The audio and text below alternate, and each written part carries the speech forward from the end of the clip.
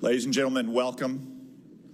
Before we get underway today, I'd like to take a brief moment to recognize the terrible loss of life that occurred just a few miles away from here last night. Our hearts and prayers are with the families and friends who lost loved ones last night, as well as the brave first responders who are still on the scene.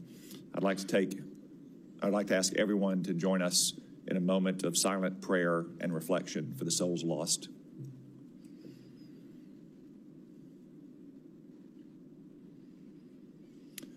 Thank you. Next, I want to remind everyone in attendance here that while you are all welcome to observe today's hearing, I will not allow or tolerate disruptions from the audience. Audience members may not verbally or physically distract from the hearing, including by shouting, standing, raising signs, or making gestures that block the view of other members of the audience or the cameras for those watching on television or online. Anyone who does so will be removed immediately by the Capitol Police and banned from return. Welcome, everyone, to this hearing on President Trump's nomination of Tulsi Gabbard to be the Director of National Intelligence. Ms. Gabbard, welcome to the Senate Intelligence Committee. I also want to welcome your family in attendance today, including your husband, Abraham, your mother, Carol, and your sister, friend Dobbin. I also want to acknowledge some very special friends of yours, Dakota Myers and Pat Payne, both Medal of Honor recipients. Gentlemen, on behalf of the grateful nation, I extend my deepest thanks to you and the heroes with whom you served.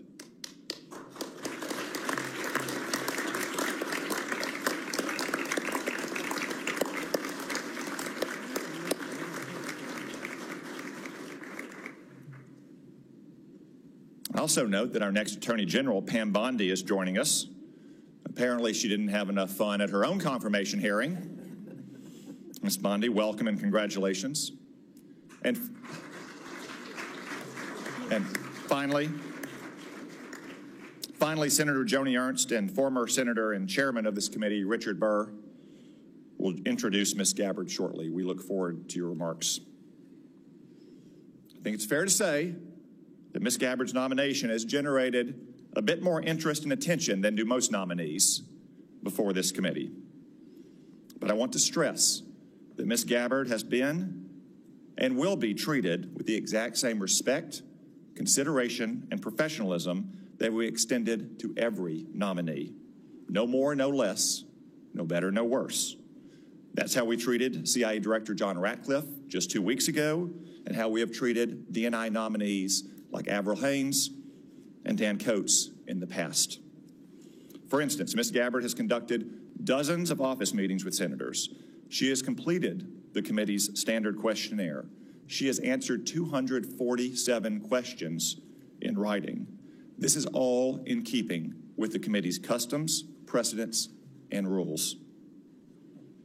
Before I address the important work ahead at the DNI, please also let me make two observations about some of the accusations about Ms. Gabbard.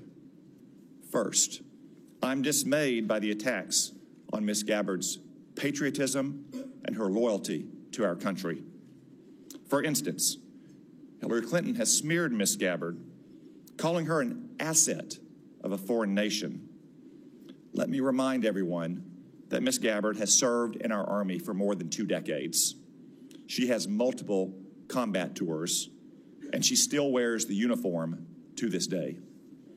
She has undergone 5 FBI background checks. I spent more than 2 hours last week reviewing the latest, putting eyes on more than 300 pages. It's clean as a whistle.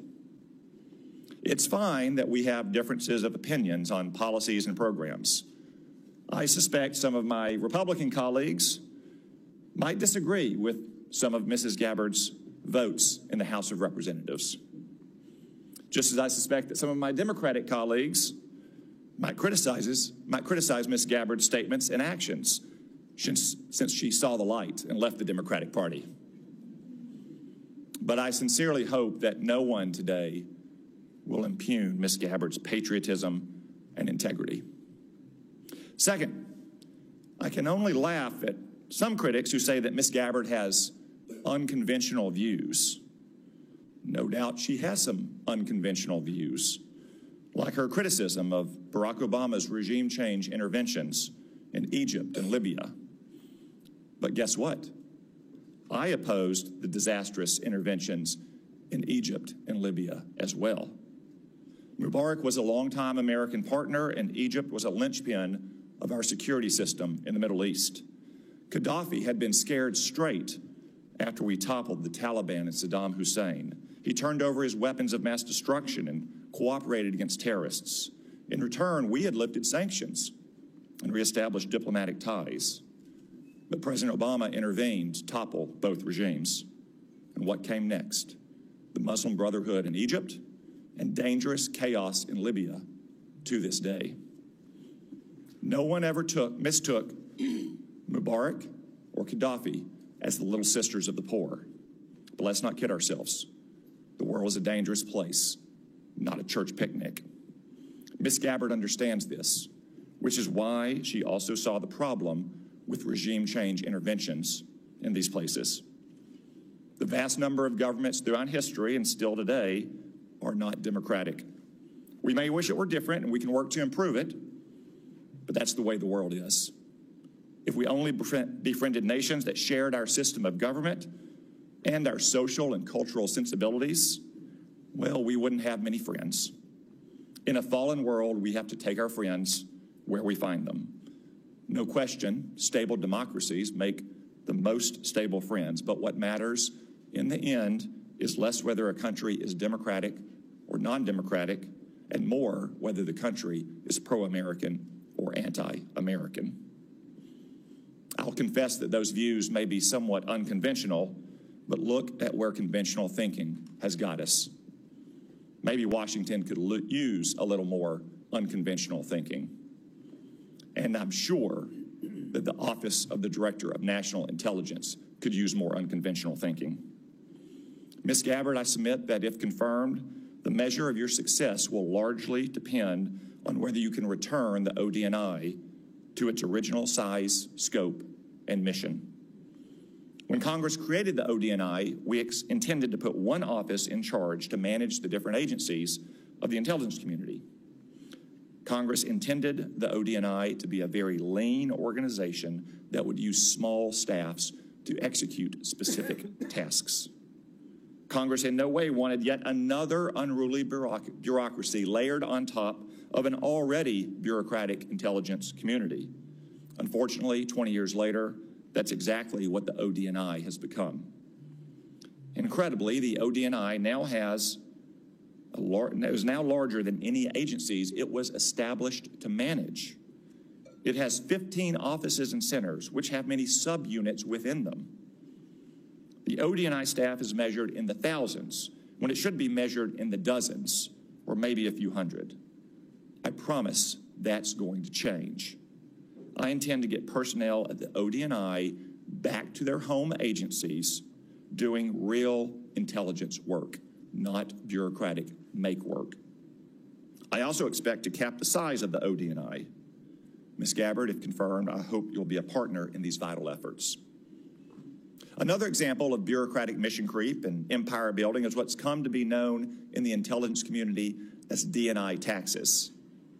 The ODNI levies these so-called taxes on other agencies, shifting and directing funds away from the intelligence community's core mission to the whims and fancies of any particular DNI. That practice, which seems to have grown and run rampant under Director Haynes, is also going to stop. Ms. Gabbard, if confirmed, you have a lot of work ahead of you. And as chairman of this committee, I'm committed to ensuring that we see it all the way through. At this moment, I'll now recognize Senator Risch for a brief statement. Well, thank you very much, Mr. Chairman. I appreciate that. And I want to thank Ms. Gabbard for meeting with me and having the candid conversation we did on the issues. Unfortunately, I have to chair the Foreign Relations Committee. We have our first substantive meeting today on malign influence of China here at home and abroad. So I'm not going to be able to stay for the hearing. I'm not going to get a chance to ask questions. However, we are going to have a closed session immediately following, and the questions I have trespass upon the security of the country, and as a result of that, they need to be done in a classified setting in any event. So if I beg indulgence to be excused to preside over the other committee, good luck. I know you'll do well. Thank you. You are excused. I was going to lead whether you excuse me or not, but thank you very much. I will now recognize the Vice Chairman, Senator Warner, for his opening remarks.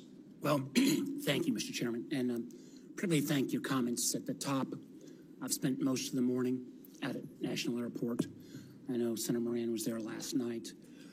It's a horrible tragedy. The victims' families are still being notified. For those of us who live in this region, you know, it's always kind of complicated. We've got Virginia, D.C., Maryland, and a host of local jurisdictions. But last night, when this tragedy took place, and I happened to be driving by National on the way home and saw all the first responders rushing to the scene. People came from as far away as Baltimore, Fairfax County. We had DOD and federal officials there. And these first responders, as always, ran towards the tragedy. There'll be a time to figure out what happened and how we rectify it. But today, our thoughts and prayers ought to be with the families and, again, thanking our first responders. Ms. Gabbard, welcome. And congratulations on your nomination to be the next Director of National Intelligence. I'd like to begin by thanking you, literally, for your decades of public service, both in uniform and as a member of Congress from Hawaii. I applaud your continuing commitment to serve should you be confirmed. Now, the President has nominated you to be Director of National Intelligence. Most folks probably don't understand the importance of this position. If confirmed, you would lead 18 agencies of the IC. You'll also serve as the principal advisor to the President, the National Security Council, and the Homeland Security Council for all intelligence matters related to national security. And in this role, you'll be responsible for over $100 billion between the National Intelligence Program and the Military Intelligence Program, or the NIP and the MIP as we call them here. It's a position of great importance and significance to our national security, created after one of our worst national security failures, 9/11. For that reason, when Congress established this position, thanks in large part to our colleague and our friend Susan Collins, it mandated in law that any individual nominated for this position must have, and I quote, extensive national security expertise. Now, I appreciated you taking the time to meet with me, and as I noted in that office, both before and after, I continue to have significant concerns about your judgment and your qualifications to meet the standards set by law. First, as I noted previously, the DNI was created in part to make sure we had appropriate intelligence sharing, which prior to 9/11, obviously we haven't. But the mission also is to not only share information between the IC, but also with our allies. There's no legal requirement that our allies share intelligence with us. It's all predicated on trust. Trust that our allies will protect each other's secrets. Yet it appears to me you have repeatedly excused our adversaries' worst actions, and instead often blame them on the United States and those very allies. For example, you blame NATO for Russia's 2022 invasion of Ukraine. You rejected the conclusion that Assad used chemical weapons in Syria, despite it being the unanimous assessment of the then Trump administration's DOD, State Department, and IC, as well as the assessment of our European allies. Instead, you blame the United States for supporting terrorist groups in Syria. Now, I don't know if your intent in making those statements was to defend those dictators, or if you were simply unaware of the intelligence and how your statements would be perceived. In either case, it raises, at least for this senator, serious questions about your judgment. It also leads me to question whether you can develop the trust necessary to give our allies confidence that they can share their most sensitive intelligence with us. Make no mistake about it. If they stop sharing that intelligence, the United States will be less safe. We've seen this as recently as this past year, where because of those strong intelligence sharing between the United States and Austria, countless lives were saved by disrupting a terrorist attack that was going to take place at the Taylor Swift concert in Vienna. Second, you have been publicly outspoken in your praise and defense of Edward Snowden, someone who betrayed the trust of our nation and jeopardized the security of our country. The truth is, the vast majority of the information he stole and leaked before running off to China and Russia, might I add, had nothing to do with Americans' privacy and compromised our most important sources and methods. And in many ways, we're still paying a price for that. And I believe that Edward Snowden's action put our men and women in uniform in places like Iraq and Afghanistan at risk. You have celebrated Snowden as a, quote, brave whistleblower, and actually put forward legislation asking for his pardon. Furthermore, when given the opportunity to clarify your position in pre-hearing questions, you declined. And instead, you expressed, and again, I quote, the DNI has no role in determining whether or not Edward Snowden is a lawful whistleblower. Boy, that is troubling to me in so many ways. Not only do you think that someone who divulged secrets and then ran off to Russia should be celebrated as brave, but you don't seem to understand the DNI's role in determining whistleblower determinations. In fact, the DNI has a significant role in transmitting lawful whistleblower complaints to this committee. They're all laid out right here in the statute. And I would have serious concerns about confirming someone who cannot distinguish between complaints that are made lawfully and those that are made not. In the statute, it says the job of the DNI is to protect intelligence sources and methods from unauthorized disclosure. That's a quote. I guess I'm asking, what message would it send to have a DNI who would celebrate the work of a member of the IC or a contractor that would, on their own mission, to decide what's appropriate to leak? I don't understand that. Third, until recently, you had a clear and consistent record of opposing FISA 702. I know members on this committee already understand how important this is, but for folks who don't, this law is critical to our national security. Literally 60% on average of what goes into the president's daily brief, what President Trump will read each day in assessing what's going on in the world, comes from this important piece of law that allows us to seek out those foreigners abroad for coverage. And it's helped prevent terrorist attacks. It helps us prevent foreign cyber attacks. It helps us on a topic that a lot of folks are looking at, fentanyl trafficking. Now, many in this Congress and many on the committee have tried to reform this legislation to better balance security and civil liberties. However, you have consistently gone further.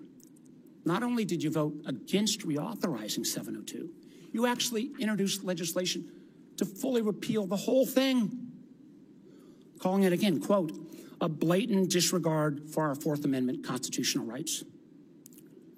Now, I understand that since you've been nominated to be DNI, you've expressed a change of heart. I think that's welcome. But I have to tell you, as I view this as a job interview, as I try to make my judgment on whether you should be confirmed, I don't find your change of heart credible.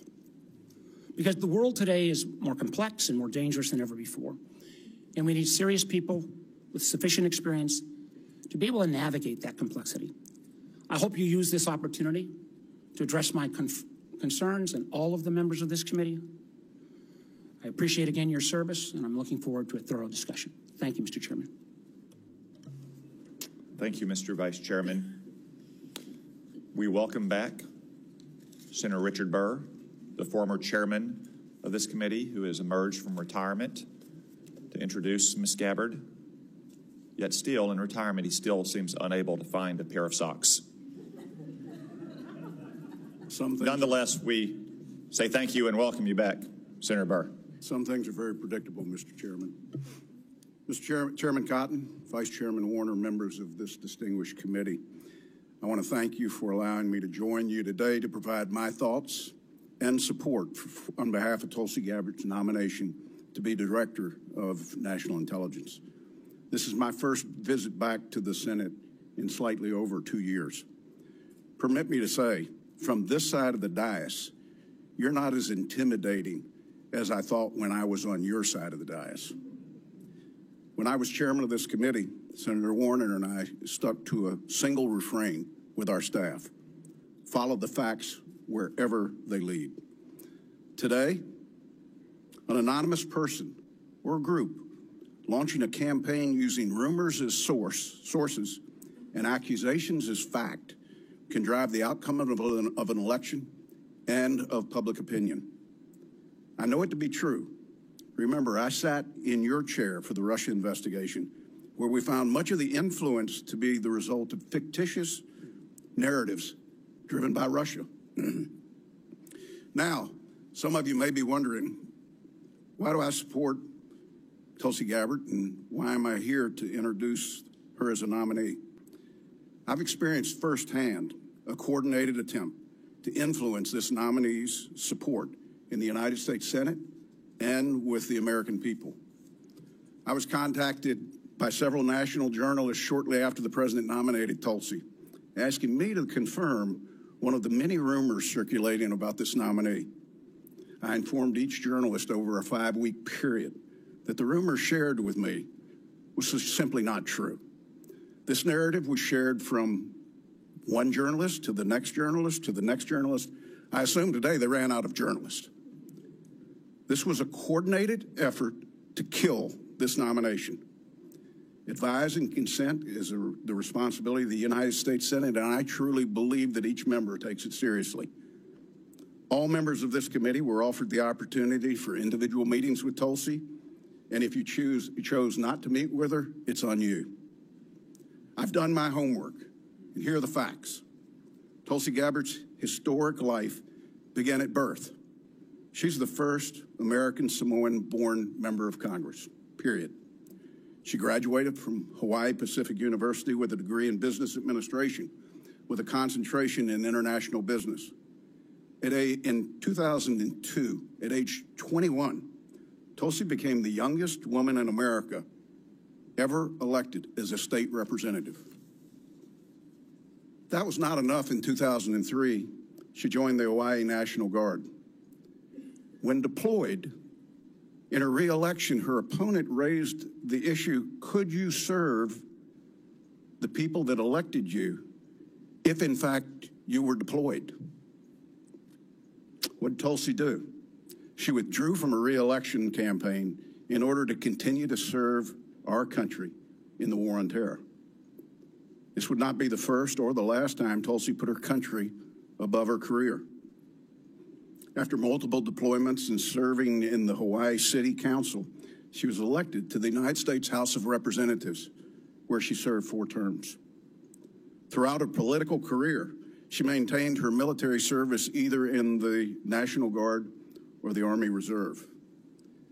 Media stories and anonymous rumors have questioned her qualifications, her patriotism, and whether she can be trusted, just to name a few. I refuse to question the qualifications of a woman who's worn the uniform of her nation for 22 years and never taken it off. No fewer than 5 times has the Department of Defense reviewed her security clearance and extended it. Every single time. If Tulsi's guilty of anything, it's that since she was born, her views, opinions, and beliefs have evolved to reflect her life's experiences. Winston Churchill once said, those that never change their minds never change anything. She served her city, her state, her country, while winning the support of the people she represented. She's fought in war, and yes, she's tried to stop wars. At the ripe age of 43, Tulsi has the life experiences that match or exceed most members of Congress. Tulsi was serving in uniform 3 years before some of us here today voted to create the Director of National Intelligence.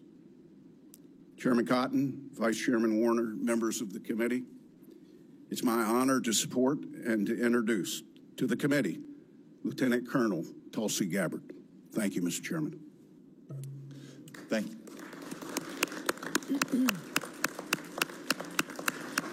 Thank you, Senator Burr. Now our colleague, Senator Joni Ernst of Iowa, has taken a few minutes out of her very busy schedule to be here to introduce Ms. Gabbard as well. Senator Ernst. Thank you, Chairman Cotton and Ranking Member Warner. And good morning to my distinguished colleagues.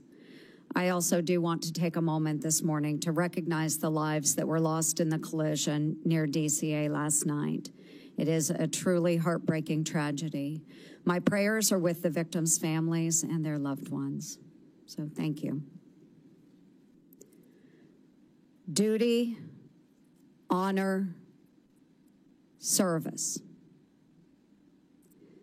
These are not just words. They are principles that have guided Lieutenant Colonel Gabbard. As a young enlisted soldier in the Hawaii National Guard, Tulsi answered the call to duty upon her deployments to the Middle East. From graduating at the top of her class from the Accelerated Officer Candidate School at the Alabama Military Academy, the first woman to do so, to serving as the youngest member of Hawaii's legislature, she upheld honor while breaking barriers both in uniform and in her civilian leadership roles. And today, Lieutenant Colonel Gabbard demonstrates her commitment to service by sitting before this committee, prepared to answer the nation's call yet once again, this time as the next Director of National Intelligence. Tulsi and I share similar backgrounds, both to our nation and to our communities. We've worn the same uniforms, serving in the Army National Guard and Army Reserves, leading battalions and deploying to Iraq and Kuwait.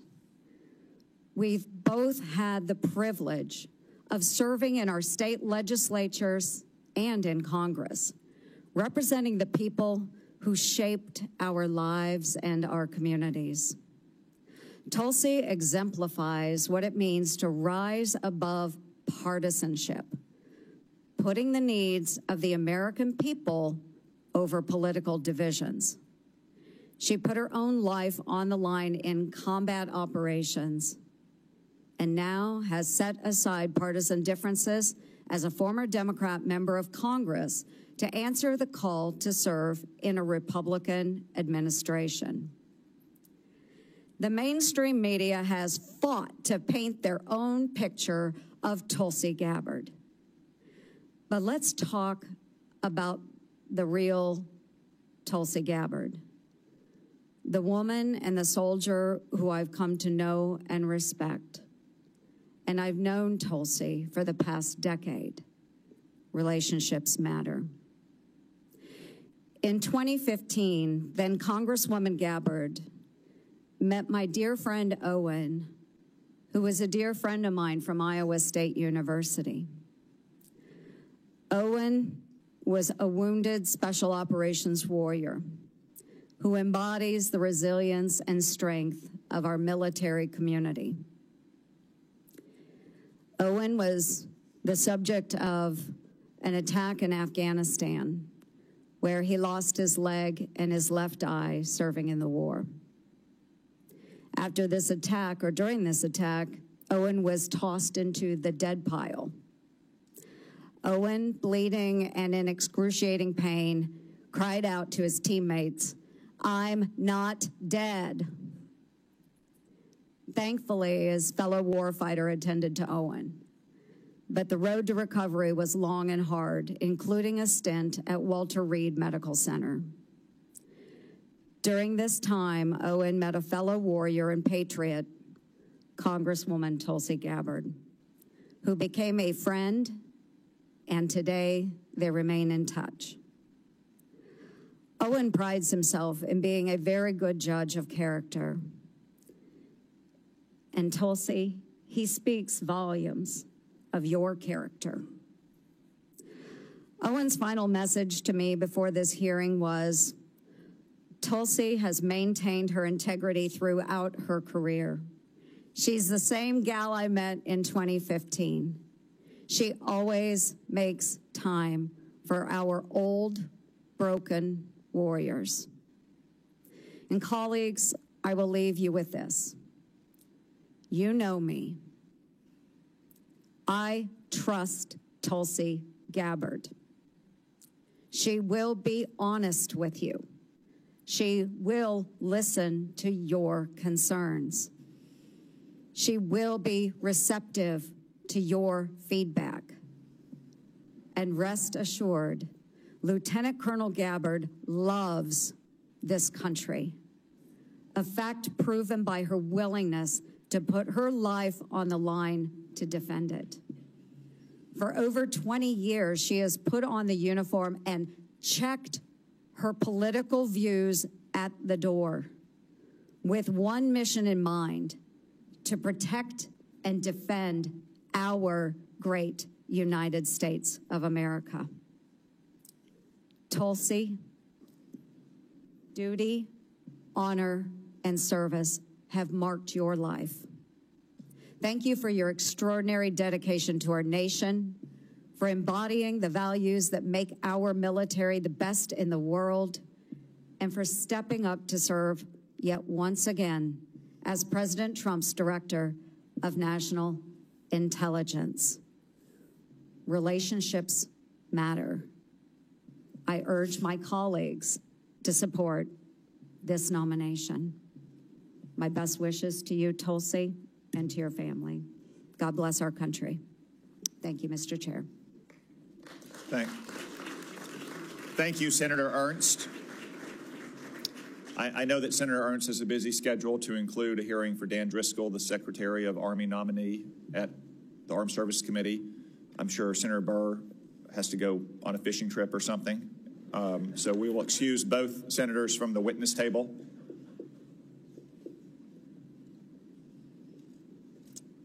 Ms. Gabbard, before we move to your opening statement, it is the custom of the committee to ask a series of obligatory questions to all nominees. First, do you swear or affirm to give this committee your full and truthful testimony? I do. Second, do you agree to appear before the committee here or in other venues when invited? Yes. Third, if confirmed, do you agree to send officials from your office to appear before the committee and designated staff when invited? Yes. Fourth, do you agree to provide documents or any materials requested by the committee in order for it to carry out its oversight and legislative responsibilities? I do.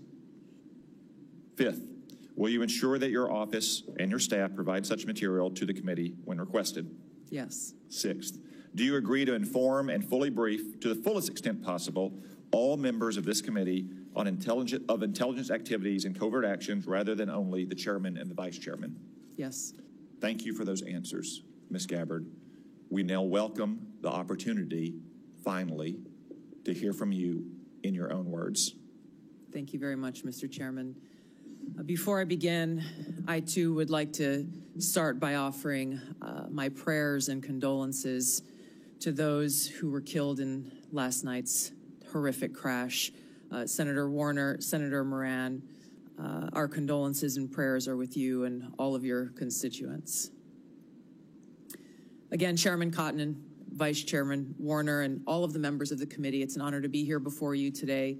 I've appreciated the opportunity to meet with so many of you and address your questions and concerns before today's hearing. I know they've gone, but I'm grateful to Senators Burr and Ernst for their trust and their confidence in taking time to join us here today. To my husband, Abraham, my family, friends, fellow veterans, Medal of Honor recipients, and patriots, thank you for your love and support. I'm honored and grateful to President Trump for his trust and confidence in nominating me to serve our country as the Director of National Intelligence at a time when trust in the intelligence community, unfortunately, is at an all-time low. Chuck Schumer admitted a few years ago, quote, "You take on the intelligence community, they have 6 ways from Sunday at getting back at you." For too long, faulty, inadequate, or weaponized intelligence have led to costly failures and the undermining of our national security and God-given freedoms enshrined in the Constitution. The most obvious example of one of these failures is our invasion of Iraq based upon a total fabrication or complete failure of intelligence. This disastrous decision led to the deaths of tens of thousands of American soldiers, millions of people in the Middle East, mass migration, destabilization, and undermining of the security and stability of our European allies, the rise of ISIS, strengthening of al-Qaeda and other Islamist jihadist groups, and strengthening Iran. Here are just a few other examples. The American people elected Donald Trump as their president not once but twice, and yet the FBI and intelligence agencies were politicized by his opponents to undermine his presidency and falsely portray him as a puppet of Putin. Title I of FISA was used illegally to obtain a warrant to spy on Trump campaign advisor Carter Page, using a Clinton campaign-funded false dossier as their so-called evidence.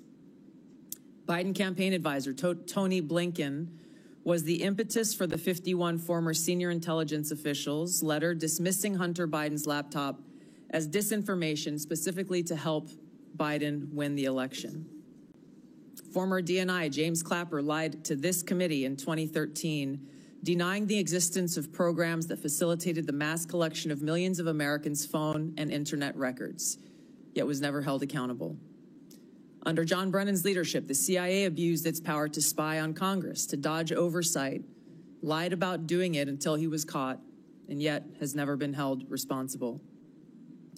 Under Biden, the FBI abused its power for political reasons to try to surveil Catholics who attend traditional Latin Mass, labeling them as quote-unquote radical traditionalist Catholics. Personally, just 24 hours after I criticized Kamala Harris and her nomination, I was placed on a secret domestic terror watch list called Quiet Skies. Sadly, there are more examples. The bottom line is this must end. President Trump's re-election is a clear mandate from the American people to break this cycle of failure, end the weaponization and politicization of the intelligence community, and begin to restore trust in those who've been charged with the critical task of securing our nation. If confirmed as DNI, I will do my very best to fulfill this mandate and bring leadership to the intelligence community with a laser-like focus on our essential mission, ensuring the safety, security, and freedom of the American people. As the President's principal intelligence advisor, I'll begin by leading by example, checking my own personal views at the door, and committing to delivering intelligence that is collected, analyzed, and reported without bias, prejudice, or political influence. I enlisted in the Army because of the horrific terrorist attack on September 11th and volunteered to deploy to Iraq in 2005, where I served in a medical unit. After nearly 22 years in uniform with 3 combat deployments to the Middle East and Africa, I'm now a lieutenant colonel in the U.S. Army Reserve, where I serve as a battalion commander of soldiers in Oklahoma, Missouri, and Arkansas. I served in Congress for 8 years on the Homeland Security, Foreign Affairs, and Armed Services committees. And it's my experience in the military and in the halls of Congress that have given me a deep understanding of the complex challenges that our nation faces, in both roles engaging with world leaders, in both roles being privy to highly classified intelligence. So I know firsthand how essential accurate, unbiased, and timely intelligence is to the President, to Congress, and to our warfighters. I also know the heavy cost of intelligence failures and abuses. Senator Collins, you led the creation of ODNI specifically to address those intelligence failures of 9/11 and Iraq's so-called WMDs.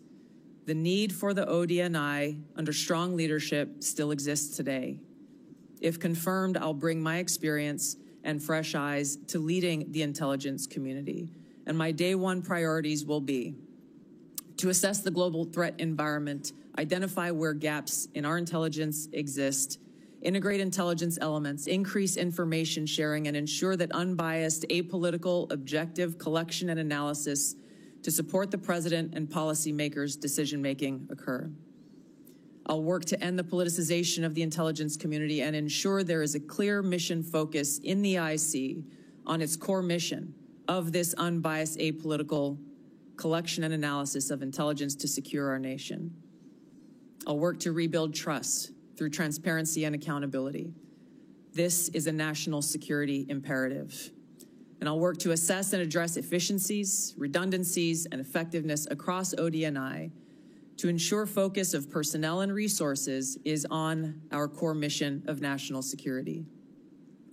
Now, in my meetings that I've had with many of you, you expressed bipartisan frustration about recent intelligence failures as well as the lack of responsiveness to your requests for information. Whether it's the surprise October 7th Hamas terrorist attack, to the sudden takeover of Syria by Islamist extremists, failures to identify the source of COVID, anomalous health incidents, UAPs, drones, and more. If confirmed, I look forward to working with you to address these issues.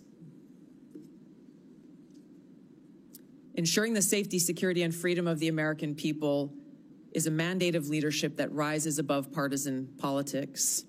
If confirmed, my commitment to the president, to you, and to the American people is this: I will do my very best to find the truth, no matter where it leads, and share that truth with President Trump, his advisors, and you in Congress, providing you with that unbiased, timely, and accurate intelligence as you make the tough decisions that'll impact the safety, security, and freedom of the American people. Now, before I close, I want to warn the American people who are watching at home. You may hear lies and smears in this hearing that'll challenge my loyalty to and my love for our country. Those who oppose my nomination imply that I am loyal to something or someone other than God, my own conscience, and the Constitution of the United States, accusing me of being Trump's puppet, Putin's puppet, Assad's puppet, a guru's puppet, Modi's puppet, not recognizing the absurdity of simultaneously being the puppet of 5 different puppet masters. The same tactic was used against President Trump and failed. The American people elected President Trump with a decisive victory and mandate for change. The fact is, what truly unsettles my political opponents is I refuse to be their puppet. I have no love for Assad or Gaddafi or any dictator. I just hate al-Qaeda. I hate that we have leaders who cozy up to Islamist extremists, minimizing them to so-called rebels. As Jake Sullivan said to Hillary Clinton, quote, al-Qaeda is on our side in Syria.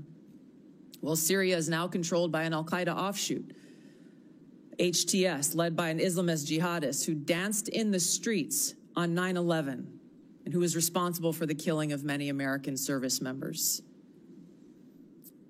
Democrat senators in the past resorted to anti-Christian bigotry against some of President Trump's judicial nominees like Amy Coney Barrett and Brian Boucher.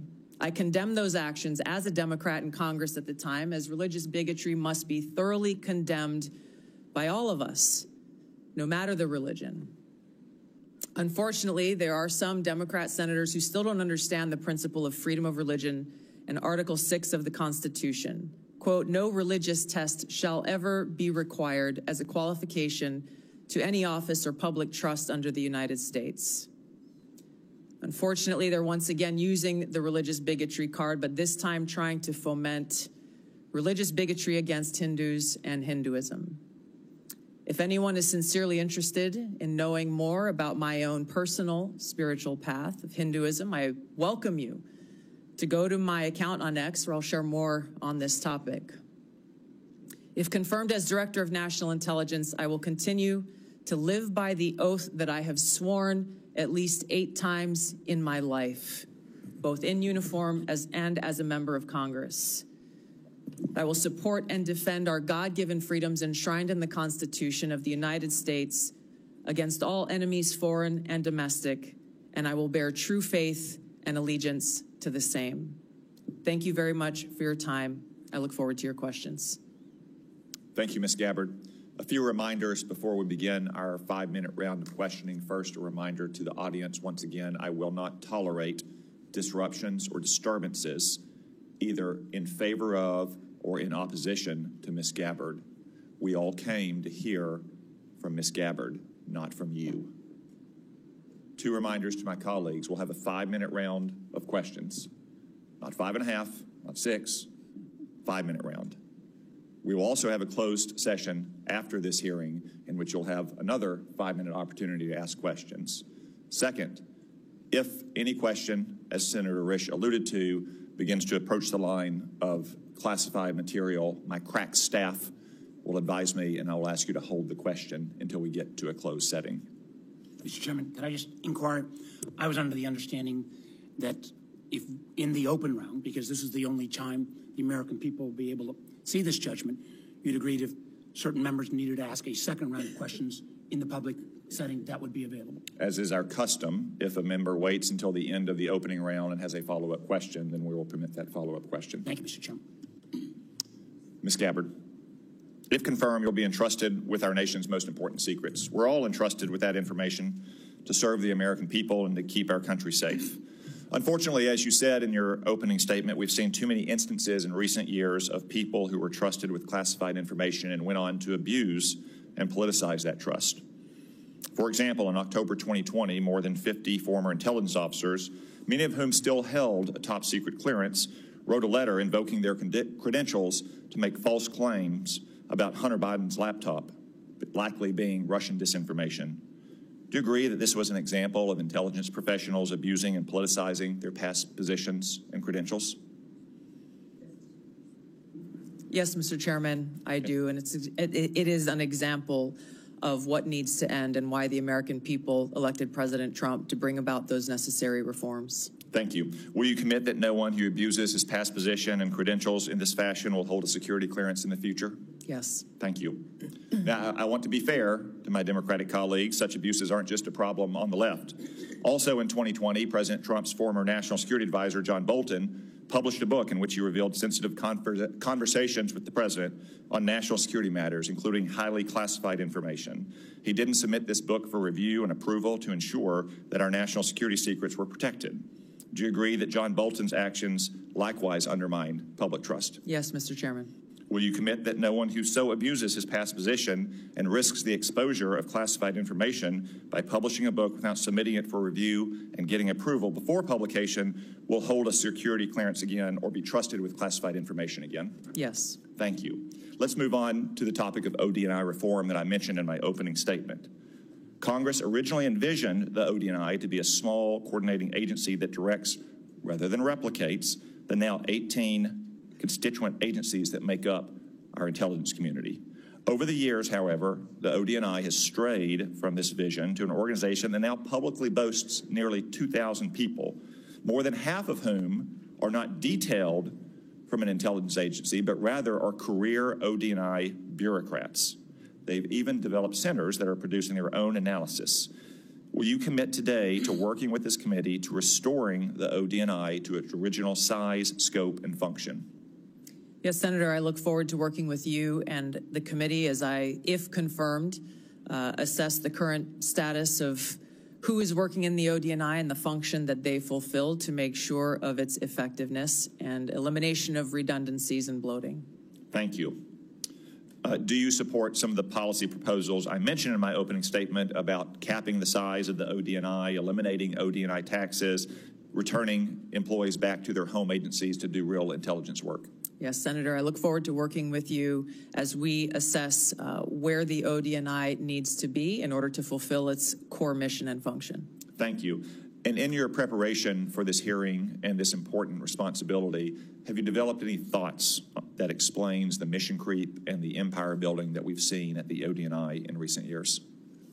Yes, Senator, I've had the opportunity to review the history of the OD&I, to speak to Ambassador Negroponte, the first Director of National Intelligence, as well as others who have served in this position. I think there are a number of contributing factors to the creation of centers, or not centers, but offices like the recently eliminated Office of DEI within ODNI, and other areas where I need to go in and assess the replication and the duplication of responsibilities that exist elsewhere and some of the other intelligence elements that ODNI has oversight over. Thank you. Colleagues, I will lead by example and yield back 1 minute of my time and recognize the Vice Chair. Well, thank you, Mr. Chairman. That is a first. Ms. Gabbard, let me be clear, at least in my views.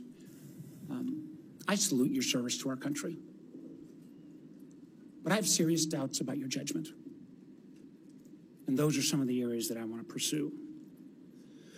First, until you are nominated by the president to be the DNI, you consistently praise the actions of Edward Snowden.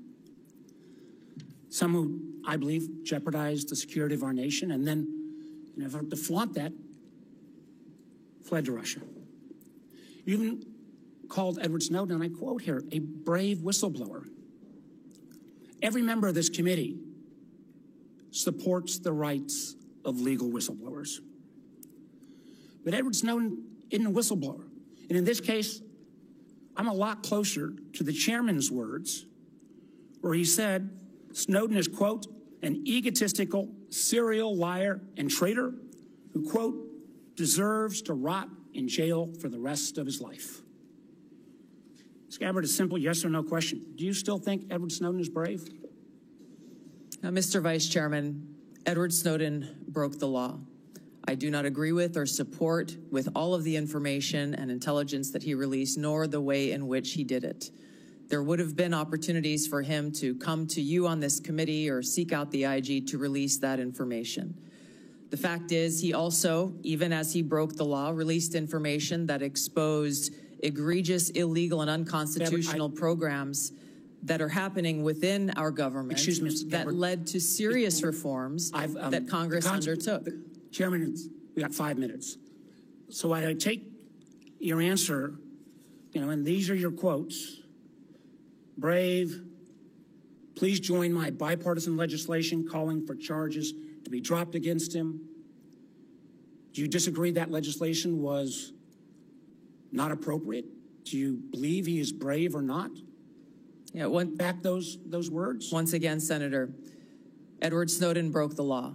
He also released information that exposed the United States government's illegal your programs. Legislation and your words are still your beliefs. Yes or no, please. I'm making myself very clear. Edward Snowden broke the law. He released information about the United States government's illegal activities. If I may just finish my thoughts, Senator. In this role that I've been nominated for, if confirmed as Director of National Intelligence, I will be responsible for protecting our nation's secrets, and I have 4 immediate steps that I would take to prevent another Snowden-like leak. Ma'am, I would simply ask you again. I don't think you're going to answer. I agree with Tom Cotton. He's a traitor. You, for years, until you got chosen by President Trump, have celebrated this guy as brave. You've called for him to be pardoned, for his charges to be dropped. I cannot imagine a director of national intelligence that would say that kind of behavior is okay. How would we maintain the trust of the IC and the contractors who work for it? How would we maintain the trust of our Five Eyes partners? I find it very troubling. Let me move to 702. I know other members are going to raise this. Remember, the 702 is critical to our national security. 60% of the president's daily brief, 60% of the information President Trump gets every day in a PDB will come from this. You've had a long history of opposing 702. Many members of Congress have. But one of the things you actually done that not many have is not to reform it, but you actually said you wanted to repeal it. But now, whether it's confirmation conversion or whatever, you call 702 vital. And I'm quoting, because of significant FISA reforms have been enacted since you left Congress. Ms. Gabbard, what are the reforms that have led you to now support 702? In the short time that I have, Senator, I will just note that my actions in legislation in Congress were done to draw attention to the egregious civil liberties violations that were occurring at that time. Ms. Gabbard, Ms. Gabbard, I ask you a question. Please give me the courtesy of responding. You said the reforms now make you support it. What can you cite? Which reforms? There are a number of reforms to include getting rid in the new law, right? That all of you and your wisdom. Ms. Gabbard, my time is getting short, but I got to just tell you, after the reforms were passed into law in April of 24, you went on Joe Rogan's podcast in May. The bill is now law. And you said, quote, "This bill took an already bad problem and made it many, many times worse." Again, in my mind, this is a question of judgment. 702 is critical. I appreciate this late conversion, but I'm not sure I buy it because you've had such a consistent position. Again, I know my colleague's going to raise these, but rather than standing up to dictators like Putin and Assad, you've sometimes amplified his talking points. I mean, I just do not understand how you can blame NATO for Putin's brutal invasion of Ukraine. And when Assad used chemical weapons against his own people, you didn't condemn him. I can go through all the quotes. You actually questioned Americans' intelligence. Now, you mentioned a lot about trust. And one of the things that I'm so proud on this committee is my friend Senator Burr said, we always follow the truth. I say on this committee, the most valuable work I do in this, and we have a bipartisan approach to intelligence. I think we have worked to try to keep the intelligence community and earn their trust, and frankly, earn the trust of the American people. But I, respectfully, ma'am, I just don't believe on your judgment and credibility issues that this is the appropriate role that you should take going forward. Thank you, Mr. Chairman. Senator Collins. Thank you, Mr. Chairman. Ms. Gabbard, Edward Snowden does stand out as having done particularly grave harm to our national security by revealing top secret information, including sensitive sources and methods, thus jeopardizing agents in the field. So let me ask you a question. If confirmed, would you support or recommend a pardon or any kind of clemency for Edward Snowden? Thank you for the question, Senator Collins. If confirmed as the Director of National Intelligence, my responsibility would be to ensure the security of our nation's secrets and would not take actions to advocate for any actions related to Snowden. So the answer is no. Is Correct. that correct? In 2020, you introduced the Protect Brave Whistleblowers Act, which would amend the Espionage Act to make it more difficult to prosecute individuals who reveal classified information. In particular, the bill would allow individuals to disclose even top secret information as long as it's not done with the specific intent to injure the United States or advantage any foreign nation. Your bill would also have created an affirmative defense if public disclosure of classified information were made for several reasons, one of which was to expose gross waste of funds. I strongly oppose this legislation, which would hamper our ability to prosecute people who give our adversaries classified information. So let me ask you this. Ms. Gabbard, do you still support providing individuals who have access to top secret information with the ability to make their own decisions regarding whether that information should be publicly disclosed, even though disclosure may cause tremendous harm to our country or our allies? Senator, we cannot and should not have individual vigilantes within the intelligence community making their own decisions about how and where and when to expose our nation's secrets. The intent of the legislation that you have pointed out was pointed towards ensuring due process for those who are charged under the Espionage Act in a court of law. This is a law that has been abused in some cases and used for political purposes. President Obama charged more people under the Espionage Act than all other presidents combined. If confirmed as the Director of National Intelligence, my sole focus and goal would be our nation's security, which includes ensuring the security of our nation's secrets. And I would work to make sure that we don't have any disclosures or vigilantes taking it upon themselves. There are numerous legal paths that will protect this information for those who feel they have concerns. And I look forward to working with you and this committee on making sure that those protections are known by every single person in the workforce and effectively implemented. So you do not support allowing individuals to make their own decisions without authorization to disclose secret information, classified information? Yes, and I believe we have the legal structure in place for those who have concerns to address them.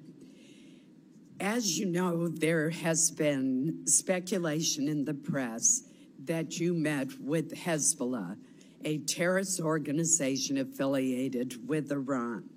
Have you ever knowingly met with any members, leaders, or affiliates of Hezbollah? No, and it is an absurd accusation. Let me ask you one final question in the short time we have left. With Hamas, ISIS-K, the Houthis, all the Iranian proxies in Syria and Iraq, Yemen, and Al-Qaeda all posing general resurgences in the Middle East, Africa, and Central Asia, I'm alarmed at the lack of focus by the IC on this threat to our safety. We don't want to have to call you back to this room after a terrorist attack and ask, how did the IC miss this? Great power competition, China, Russia, definitely pose threats to our country, but the terrorist threat is arguably the most imminent threat, according to former FBI Director Chris Wray. If confirmed, what would be your strategy to refocus the IC on the terrorist threat to our country and to Americans abroad? Thank you, Senator. I agree with your assessment, and this speaks to the need for the ODNI to exist, to redirect those resources, identifying the gaps in intelligence so that we are able to get ahead of these threats instead of coming around after the fact and trying to assess why did we not know about this sooner so that we could have taken action to prevent it. Thank you. Senator Wyden. Thank you very much, Mr. Chairman. Welcome, Ms. Gabbard. Thank you. I am going to try to get 4 questions in, so I'll be brief, and if you can reciprocate, that would be very much appreciated. We've been talking about Section 702, the Foreign Intelligence Surveillance Act, and I believe it's critical that the DNI support additional reforms to protect the privacy of law-abiding Americans. In your written response to committee questions, you wrote, and I quote, "Warrants should generally be required before an agency undertakes a U.S. person query of Section 702. Is this your current position?" Yes, it is, Senator. And as you'll note in that written response, I noted some exigent circumstances with which there may be other options. But I also want to make a note that a simple warrant requirement is ultimately going to be a policy decision that all of you will make. I would point to history, to some examples. Time is short. I'm glad you answered in line with your written answer that you support a warrant. Section 702 also involves a huge loophole now that was included recently that could allow the government to force anyone with access to a Wi-Fi router or cable box to secretly participate in the warrantless surveillance program. Do you support, as I do, eliminating this language? Senator, I would have to look more into that and assess, if confirmed, what the impacts of the implementation of the existing safeguards are and come back to you in Congress as you look at reauthorization. It is a massive loophole, and I hope to hear after you've looked at it that you'll be supportive of my efforts. Let me turn now to the question of the Inspector General situation. Can the President of the United States refuse to fund the Inspector General for the intelligence community despite appropriations from Congress? And here I'd like a yes or no. Senator, I don't know about the legal authorities, but I understand the essential role that the inspectors general play. And if confirmed, look forward to empowering our Inspector General to fulfill their responsibility. Good, because Congress either has the power of the purse or it doesn't. And I think in your answer to me, you recognize that you have an independent obligation to follow the law. I think that's a constructive answer. Let me turn now to the matter of spying on journalists. You wrote in your response to the committee questions that you support the Biden administration Department of Justice's policy restricting the collection of reporters' records, and you called for the codification of those restrictions. Will you reconfirm that position this morning? I believe strongly in the First Amendment, which protects a free press. So you will, in effect, say that you will continue to support the Biden administration policy to protect journalists? I'm not familiar with the specific Biden administration policy, but I believe strongly in the defense of the First Amendment. It is a policy that restricts the collection of reporters' records, and you have called for the codification of those records, so I'm going to accept that you're not changing your position, and I appreciate it. I've got time, I think, for one more question. While you were in Congress, you introduced legislation prohibiting the government from mandating that Americans' phones or apps include mechanisms to allow the government to bypass encryption or other privacy technology. In your written responses to the committee questions, you reconfirmed your opposition to these mandates. Is that still your position? Yes, these back doors lead down a dangerous path that can undermine Americans' Fourth Amendment rights and civil liberties. You are being very helpful by moving so quickly. Let me turn to whistleblowers. You wrote in your response that whistleblowers must have clear, protected channels to report concerns, including the unauthorized transmittal of classified information to appropriate entities such as members of Congress. Do you agree that IC whistleblowers must have a clear path to this committee and that they don't need permission from agencies to talk to us? That's a yes or no. Senator, the answer is clearly yes. I would like to state a few other actions I would take if confirmed as Director of National Intelligence is, number one, make sure that we don't have illegal and unconstitutional programs within the intelligence community, making sure that we enact security clearance reform to limit access to our nation's top secrets, make sure that every single person in the workforce understands their rights as whistleblowers and the legal channels to take, which would include coming directly to you as members of Congress, as well as establishing a direct hotline to myself should they choose to take that path. One last question, if I might. Would you support the declassification of the committee's full report on the CIA's torture program? Senator, I believe in transparency. I have not seen this, and so cannot make an honest assessment for that answer. Thank you, Mr. Chairman. Senator Cornyn. Welcome, Ms. Gabbard. Congratulations, and thank you for your service to our nation. I hope you will take to heart the chairman's comments about the exploding bureaucracy, not only in the government generally, but in the Office of the Director of National Intelligence. This is a critical role to be played, but unfortunately that role is not made easier or more effective by such a large, unwieldy bureaucracy. Do you believe that the President of the United States should get all of the lawfully collected intelligence that's available in order to inform his judgments as Commander-in-Chief? Senator, not only is the answer a strong yes, I would say that it is the Director of National Intelligence responsibility to make sure that the President has access to all the intelligence so that he can make the best informed decisions for our country. And you will be the one actually briefing him on a daily basis, correct? That's correct. And the president's daily brief, and we've heard that that is composed of about 60% of it's composed of information gleaned by collection under Section 702 of the Foreign Intelligence Surveillance Act. I've heard your comments to Senator Wyden and others. You and I talked about the importance of getting dissenting views in front of the president so that we don't have groupthink, which can be very dangerous, particularly in the intelligence collection areas. And I appreciate your agreeing that presenting the policymakers, including the president, with dissenting views is very important.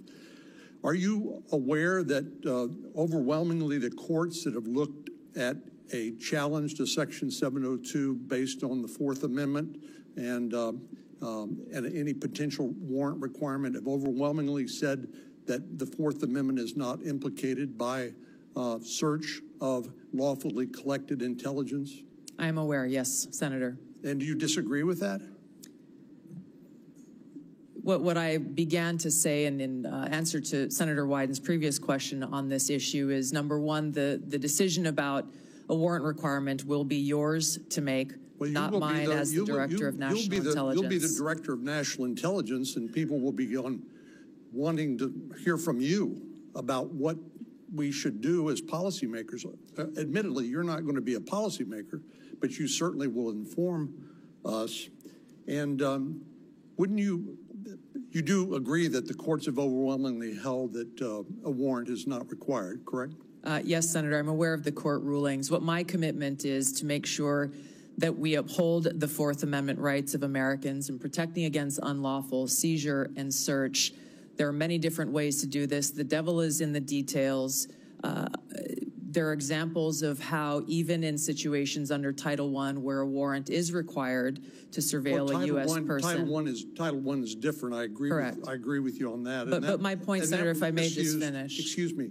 If that was misused in the case of Carter Page and basically an FBI lawyer lied in order to secure that warrant.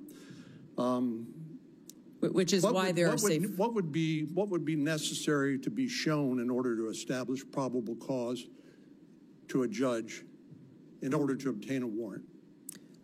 Again, Senator, that's not for me to say. That would be for you all to decide and for the Attorney General to weigh in on. Do you know what the elements of probable cause are and whether that's a practical and workable solution? This is the center of the debate, the high standard of probable cause that's required to get a warrant, and why this will continue to be a conversation, again, with the Attorney General weighing in and all of you in Congress making this policy decision. The CIA director, John Ratcliffe, said during his testimony before this committee that he believed that a warrant is not only required by law, but is actually impractical. Do you disagree with that or agree with that? I will be in a better position to make an assessment on the practical implications of this if confirmed as DNI. My commitment remains to uphold the Constitution and Americans' Fourth Amendment rights. Where would the warrant be sought? Would it be in the Foreign Intelligence Surveillance Court, or would it be in some other Article III court? My understanding is that it would be in the Foreign Intelligence Surveillance Court. Are you aware of the fact the Foreign Intelligence Surveillance Court has held that a warrant is not required? I am aware. Thank you. Thank you. Senator Heinrich. Thank you, Chairman. Welcome. You traveled to Syria and Lebanon in January 2017. Bassam Kawam personally paid for that trip, and Bassam and his brother Ilyas accompanied you to both Lebanon and Syria. The Kawam brothers have links to the Syrian Social Nationalist Party, an ally of Hezbollah. And in fact, in 2008, the Syrian Social Nationalist Party participated in the assassination of a former Lebanese prime minister and assisted Hezbollah in Beirut. When did you become aware of the links between the Kawam brothers and the Syrian Social Nationalist Party? Senator, thank you for your question. Just a point of clarification. I paid for my own expenses and travel on that trip. I was not aware of any accusations of these two Lebanese Americans associations until after the trip occurred. And that's when you reimbursed? Correct. Correct. Not because of, I wanted to make sure that there were no perceived conflicts of interest. I addressed this specific question to these Lebanese Americans who had organized the trip, and they vehemently denied any associations with that group. There is not a great deal in the public record about what you and Syrian dictator Bashar al-Assad discussed for so long in January of 2017. And I think there's a great deal of interest from the American people about what was discussed in that meeting. So what did you talk about? And did you press Assad on things like his use of chemical weapons, systematic torture, and the killing of so many Syrians? Yes, Senator. Upon returning from this trip, I met with people like then Leader Nancy Pelosi and Steny Hoyer, talked to them and answered their questions about the trip. And quite frankly, I was surprised that there was no one from the intelligence community or the State Department who reached out or showed any interest whatsoever in my takeaways from that trip. I would have been very happy to have a conversation and give them a back brief. I went with former Congressman Dennis Kucinich, who had been there many times before and who had met with Assad before. A number of topics were covered and discussed, and to directly answer your question, yes, I asked him tough questions about his own regime's actions, the use of chemical weapons and the brutal tactics that were being used against his own people. Were you able to extract any concessions from President Assad? No, and I didn't expect to, but I felt these issues were important to address. According to your revised trip report, your third meeting in Syria after meeting with Assad and then his wife was with Grand Mufti Ahmad Badreddin Hassoun. Forgive me if I'm not pronouncing that correctly. In an October 2011 speech, the Grand Mufti warned the U.S. and Europe that we will prepare suicide bombers who are already in your countries if you bomb Syria or Lebanon. What was the goal, or what did you accomplish by meeting with Grand Mufti? Yes, Senator, before going on the trip and during my time both in Syria and Lebanon, I made it a point to meet with different religious leaders, both Muslim leaders as well as various Christian and Catholic leaders who were there in the region. I did that both in Syria and in Lebanon to hear from them about what their concerns or thoughts were with regard to the war that was being waged at the time. Were you aware of his threats regarding suicide bombers in the United States? I was not and had not heard that until today. Who vetted the people that you met with on this trip to Syria and Lebanon? The itinerary was created by former Congressman Dennis Kucinich, his constituents who he had traveled with to Syria and Lebanon a number of times before. Some of the individuals that I met with were looked at prior to the trip. Others came up during the trip that were unexpected. Just in complete hindsight, would you view this trip as good judgment? Yes, Senator, and I believe that leaders, whether you be in Congress or the President of the United States, can benefit greatly by going and engaging, boots on the ground, learning and listening and meeting directly with people, whether they be adversaries or friends. Last question. Who do you blame? Who's responsible for the war in Ukraine? Putin started the war in Ukraine. Thank you. Sir Moran, before your questions, I want to extend all of our condolences in particular to you for the loss of life for your fellow Kansans last night in that air crash. Our prayers are with all of your people back home who lost loved ones. Thank you, Mr. Chairman. So many people here and throughout the halls of Congress have been very kind and expressing their condolences, and I appreciate you saying this in this setting just now. Lieutenant Colonel Gabbard, you were asked in your questionnaire about your priorities, and you listed Iran and Hamas and Hezbollah and North Korea. You also mentioned Russia, but the only thing you said about Russia in fully explaining why it's a priority is ending the war with Russia. When you talk about Russia, what are your fears or policy priorities beyond ending the war? How do you see Russia as a threat to the United States? Senator, if confirmed as the Director of National Intelligence, it will be paramount for me to assess where our intelligence gaps may exist so that I can provide the President and all of you with the most accurate full picture of that threat assessment to directly answer your questions. I think that it is a complex environment. Russia remains a strategic competitor. There are a number of concerns that have to do with their nuclear weapons, as well as how the decisions and policies that are being made by this body and by the President will impact our own national security, which is my foremost concern. I want to make certain that in no way does Russia get a pass in either your mind or your heart, or in any policy recommendation you would make or not make. Senator, I'm offended by the question because my sole focus, commitment, and responsibility is about our own nation, our own security, and the interests of the American people. In carrying out the responsibilities of the Director of National Intelligence, if confirmed, no country, group, or individual will get a pass in my fulfilling that responsibility of providing that full intelligence picture so that you all can make the best informed policy decisions for the safety, security, and freedom of the American people. You have my commitment to be completely objective, unbiased, and apolitical, and I hope you understand my commitment to our country's interest. I absolutely do. You have answered my question in the manner in which I wanted to hear, that you will do this in an objective manner, provide the information necessary, and that Russia, if it's a threat, you will tell us so and tell us the details of that threat. Yes, Senator. How would you restructure the national intelligence priority framework to better align with President Trump's national security goals?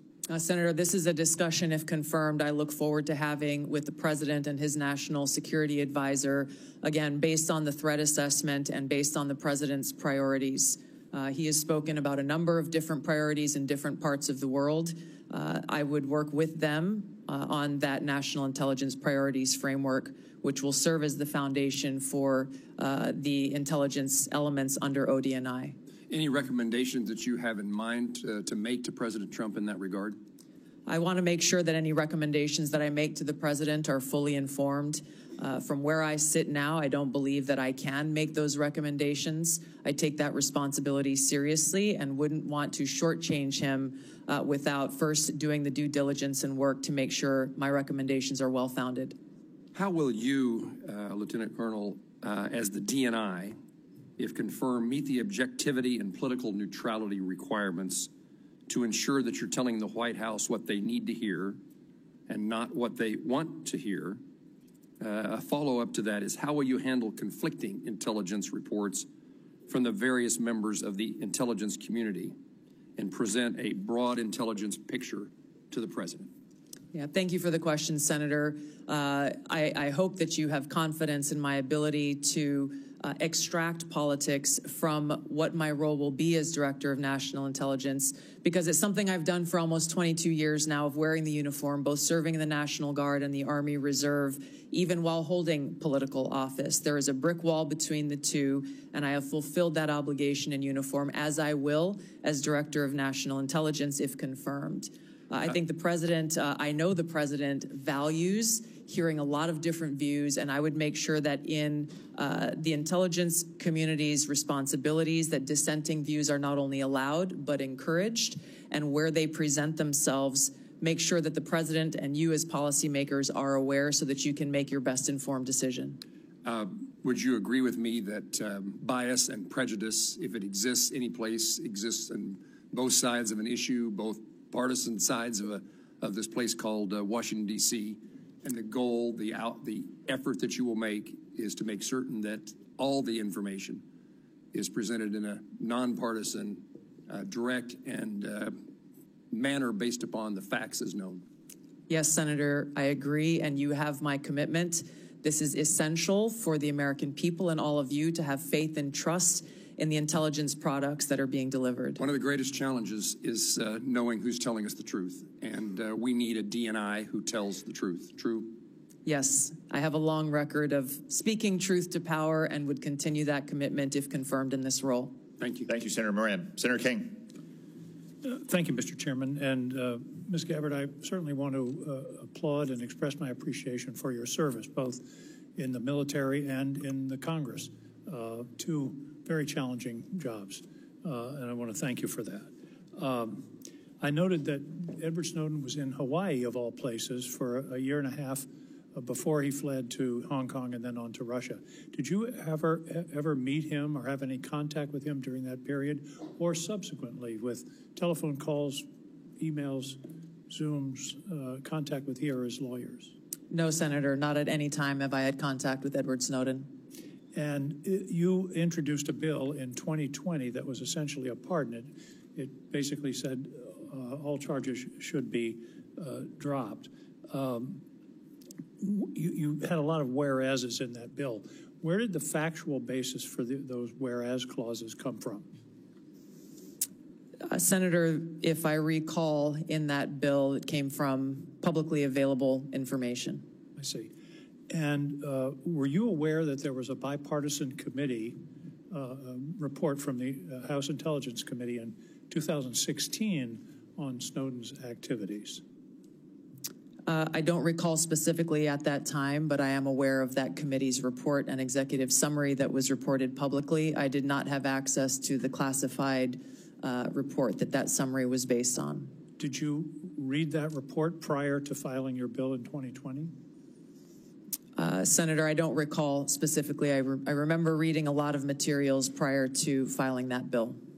Well, the bipartisan committee report, the first item, Edward Snowden perpetrated the largest and most damaging public release of classified information in U.S. intelligence history. Goes on to say Snowden caused tremendous damage to national security, and the vast majority of the documents he stole have nothing to do with programs impacting individual privacy. But you don't recall ever seeing the work of that committee? I'm aware of those conclusions drawn. Edward Snowden. Were you aware at the time? Yes, I was, Senator. Edward Snowden broke the law. There's no question about that. He should not have released all of that information that caused that harm. There's no question about that. How many documents did he release? I know that he took over 1 million documents. I don't know specifically how many of those 1 million he specifically released. Well, you stated very unequivocally today, Snowden broke the law, but you introduced a bill in Congress along with Congressman Matt Gaetz to essentially pardon him. So he broke the law, but it wasn't all that serious. Is that what you thought in 2020? I take very seriously upholding our Constitution and have sworn an oath to support and defend that Constitution over 8 times in my life. My statements in the past have been reflective of the egregious and illegal programs that were exposed in that leak. But you ignore the vast majority, as the committee found, bipartisan. I think Devin Nunes was the chair, Adam Schiff was the vice chair. The conclusion was that the vast majority of these things that he released had nothing to do with constitutional rights, the Fourth Amendment, but indeed were enormous compromises of our national security. Senator, I focused on raising concerns around egregious, illegal, and unconstitutional programs that our government was conducting that clearly violated Americans' Fourth Amendment rights.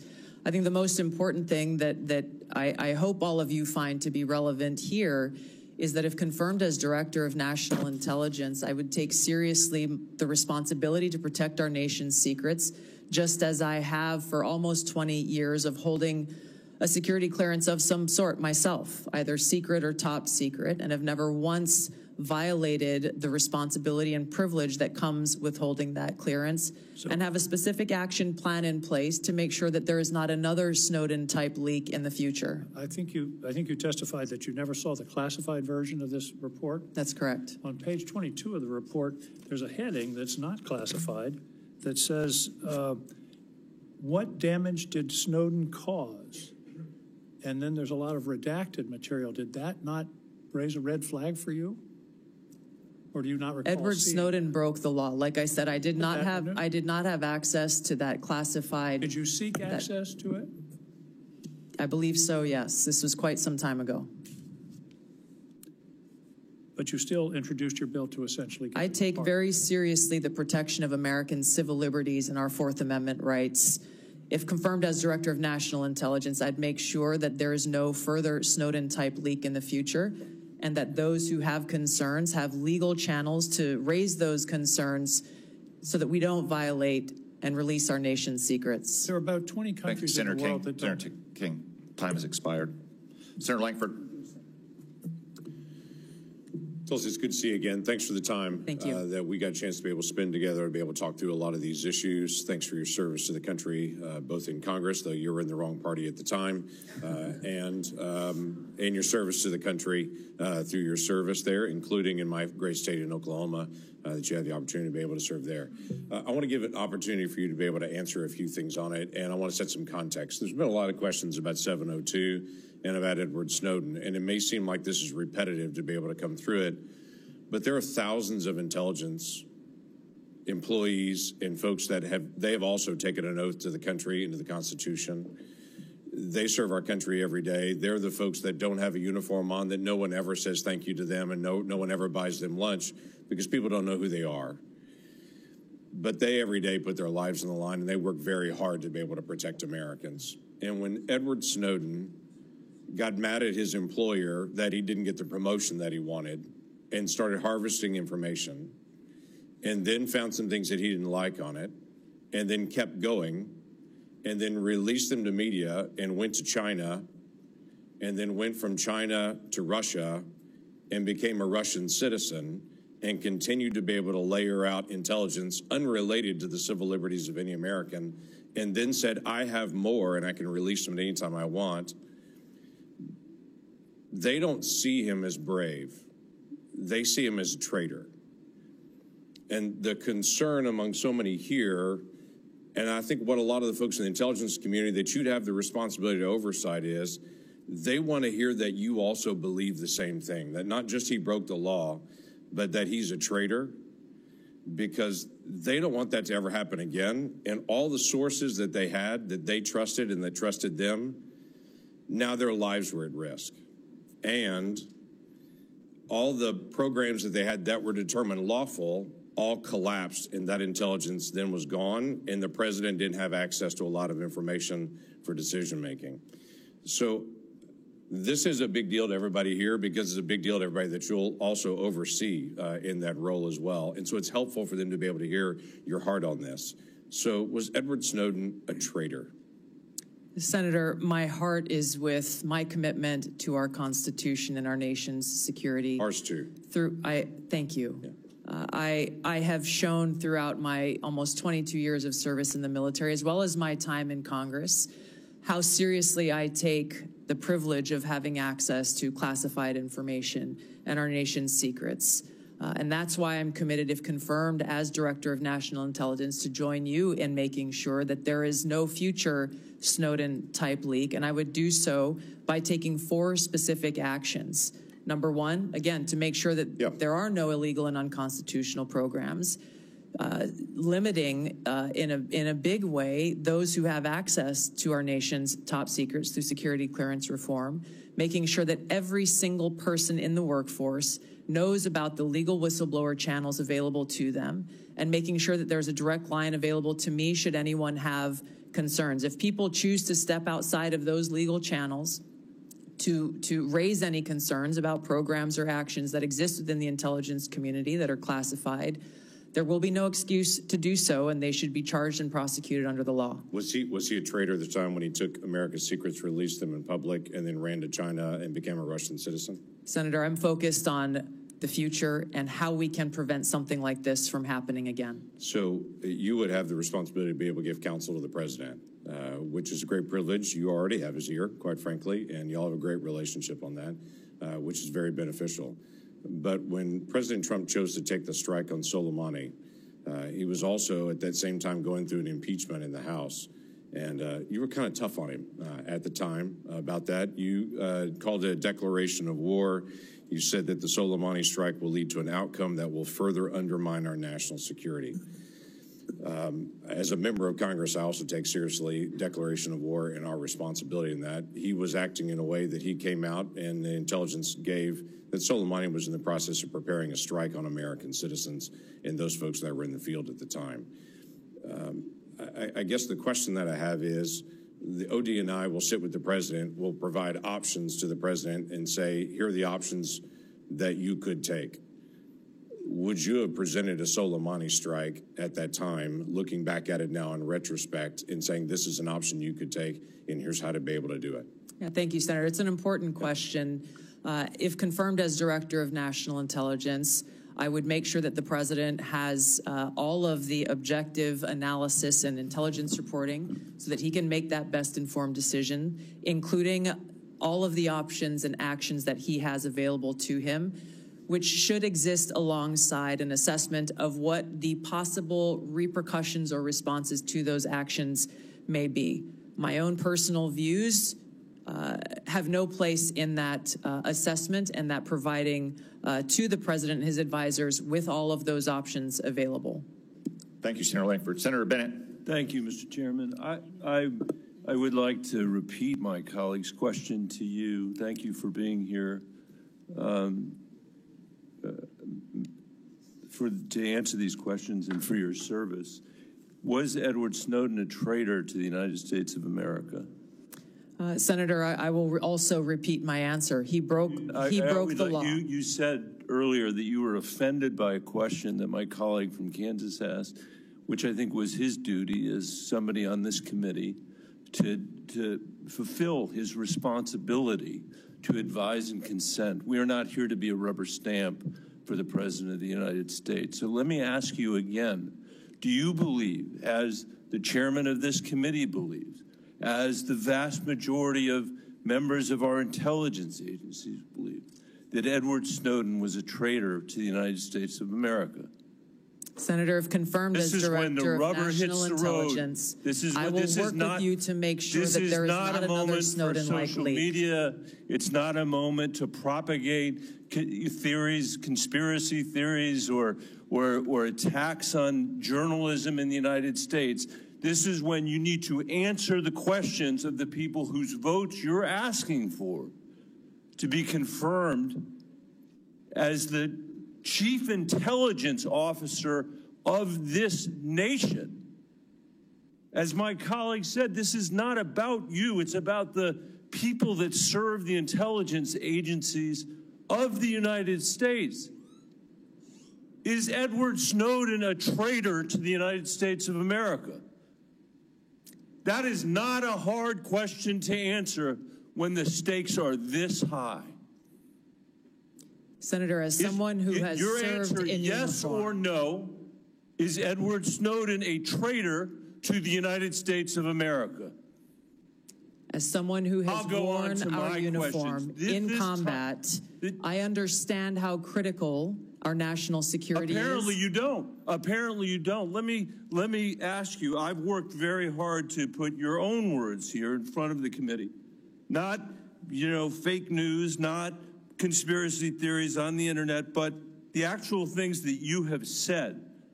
On February 23rd, 2022, at the very moment that Russian tanks were rolling across the peaceful border of Ukraine for the first time, you tweeted at 11:30 p.m. your time, this war and suffering could have easily been avoided if Biden administration / NATO had simply acknowledged Russia's legitimate security concerns regarding Ukraine's becoming a member of NATO.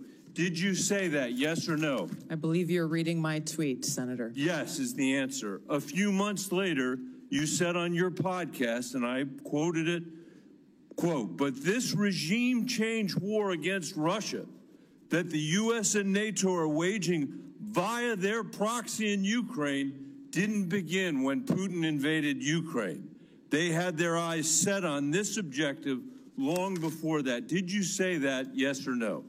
I believe you're reading my tweet. There's a lot more. The answer is yes. You're quoting a podcast that provided much more context. I'm happy to have a conversation with the chairman about whether I'm taking anything out of context. I don't think I am. And your answer is yes. Are you aware that your comments about proxy wars and Russia's legitimate security concerns, to quote your own words, are in alignment with what the Russians have said to justify their invasion of Ukraine? Yes or Senator, no? I don't pay attention to Russian propaganda. My goal is to speak the truth, regardless of whether you like it or not. I'll take it. That's fine. You said you are used to speaking truth to power. Yes. I'm shocked to hear you now say that, you know, you are agreeing. I'm not shocked because I know you said it. You are agreeing that you basically said that Putin was justified in rolling over the peaceful border of Ukraine, the first time since World War II that a free nation had been invaded by a totalitarian state. And you were there at 11:30 p.m. that night to say that you were with them, not us. And let me tell you something. You say you don't know because you don't read Russian propaganda. Russian state TV then aired your comments. Did you know that? Senator, I think you should also quote the statement that I made criticizing Putin for his invasion of Ukraine. What I would say, Mr. Chairman, with the last, it's up to all of us. We're the Senate. We get to decide whether we're going to confirm this nominee. Obviously, we didn't select this nominee. But can't we do better than somebody who doesn't believe in 702? Can't we believe that somebody who can't answer whether Snowden was a traitor 5 times today, who made excuses for Vladimir Putin's invasion of Ukraine, the first time that I'm aware of any American official has done that? I'm questioning her judgment. That's the issue that's at stake here. And as you said, and I totally agree, this is about our intelligence officers. And you cannot answer. Most of what we do here is in secret. This is one of the very few opportunities that you will ever have to have a conversation with this panel in public. And the record is going to be very clear about the position you took with regard to Edward Snowden. And the record is going to be very clear about your reaffirmation of the statements you made in the middle of the night when Russia was invading the free country of Ukraine. And I hope we will take that in consideration when we have this vote. Your time has expired. I will note that during Senator Bennett's question and answer, there was 2 disturbances in the room. The first sounded like a cell phone. I would ask everyone on both sides of the dais, if you have not silenced or turned off your cell phone, please do so now. The second disturbance was the cries of a small child. We will welcome such disturbances because the cries of an infant are the sound of answered prayers. Senator Rounds. Not only here, but the answered prayers in church when they cry as well, Mr. Chairman. First of all, thank you for your service to our country. I think part of the discussion here, as you can see, we feel very, very strongly about FISA 702. We work with it literally every day. As you can also tell, we have some very, very strong feelings here with regard to the actions of Edward Snowden. I want to come back, and I'm going to give you an opportunity to make any corrections or to make any other comments with regard to both of those issues that have been brought up here. But before I get into that, I want to go back into a little bit of your previous history as well. You did serve as Hawaii's, you served as a congressperson for, what, 8 years? Yes, Senator. And during that time, you served on the Armed Services Committee. And during that time period, you did carry a TS-SCI clearance. You worked your way through that time period. You had an opportunity to look at a lot of information. Can you share just a little bit about the way that you've looked at that, not just as a member of the congressional delegation from Hawaii, but also during the time in which you were a lieutenant colonel serving up through and including a battalion commander? Talk about that a little bit, please. Thank you, Senator, for your question. In both of those roles, I had exposure to different sides of how critical our national security is and the unique role that our intelligence community plays in ensuring our national security.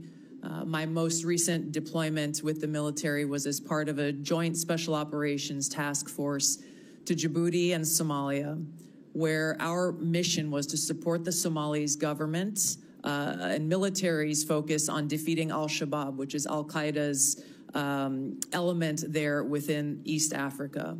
One of the things that we came across there that I hadn't known previously, even having served in Congress for 8 years, because it hadn't been focused on, was how al-Shabaab specifically was the biggest funder of al-Qaeda in the Arabian Peninsula, which again should be of unique concern and interest to our own national security concerns.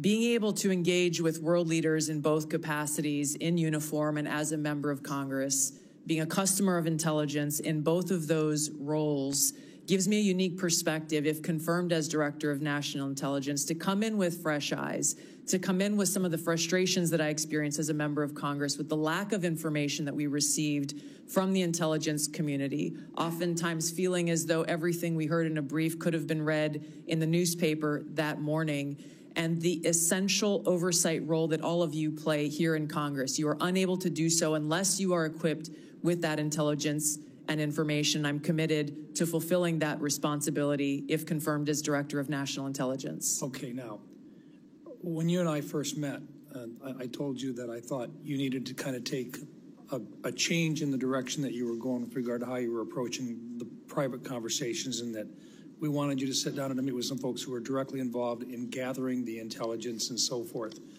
You did that. Yes. And then we came back and we sat back down again. And what those individuals who I had talked to and I asked you to talk with shared with me that they thought that you were a quick study and that you had the opportunity to look at a number of the issues that this committee considers to be extremely sensitive, and 702 in particular. Now, I've got about a minute left, but I want to give you an opportunity in front of this committee to share your position in your own words about how strong or how much it is needed with regard to the continuation of 702 and your support for it. Thank you, Senator. 702 provides a unique security tool and capability that is essential for our national security. There are a number of areas that we would be blind from a national security perspective without this capability. It also must exist next to having safeguards in place to ensure Americans' civil liberties are protected. As you know, Senator, it is illegal under 702 to target any U.S. person. There are several other sections within FISA that speak to some of the civil liberties reforms that you all passed in last year's legislation. So let me finish with this. 702 in its current form stays in effect for the next year.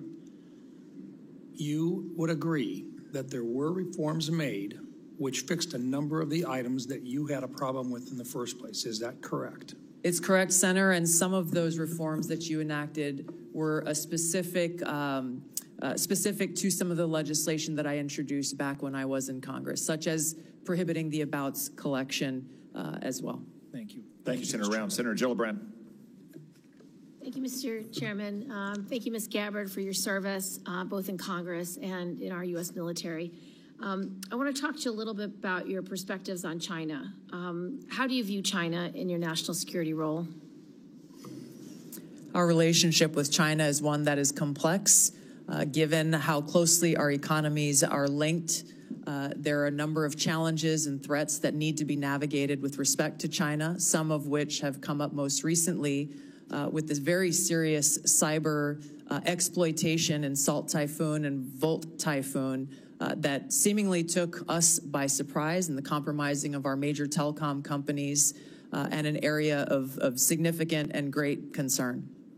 So some of your past statements that are relevant to China are concerning because I don't think it fully appreciates China's perspective towards the United States. For example, with regard to TikTok.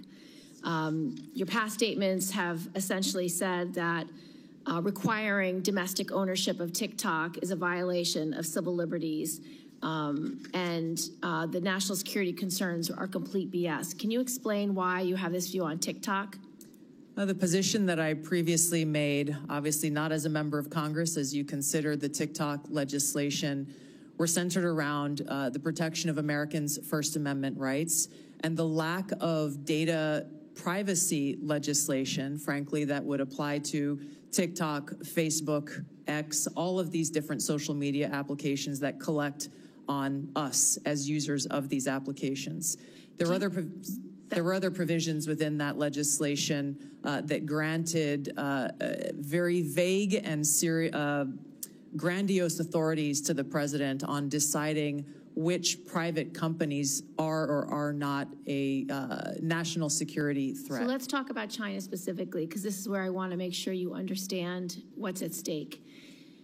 We've had concerns over many years that when China owns infrastructure, it can manipulate that infrastructure. It can use it for spying. It can use it, turn it on or off. And you've actually addressed some of the most recent cyber attacks that we believe China had relevant participation. The challenge is if China owns TikTok, it means they can spy on the United States, on the American people. It can take all the data from our children. It can change the narrative about what people are talking about through their algorithms. If it wants to create misinformation or malign foreign influence, it's very easy. So can you understand why it's so important that we require domestic ownership of TikTok? I understand the concern, Senator. I would just reiterate some of my concerns that I stated in the past about how this really is an issue about data privacy, because so much of what is collected by all of these, even U.S.-owned companies, can be sold to any country. I get it, and that is a bigger issue for Congress to wrestle, and I am all in for that conversation. But I want you to appreciate China. What is your view with regard to Taiwan? Do you think it is something that your intelligence efforts will understand how important our relationship is with Taiwan, specifically on chips manufacturing? I think President Trump has most recently decided to have a 100% tariff on all chips from Taiwan.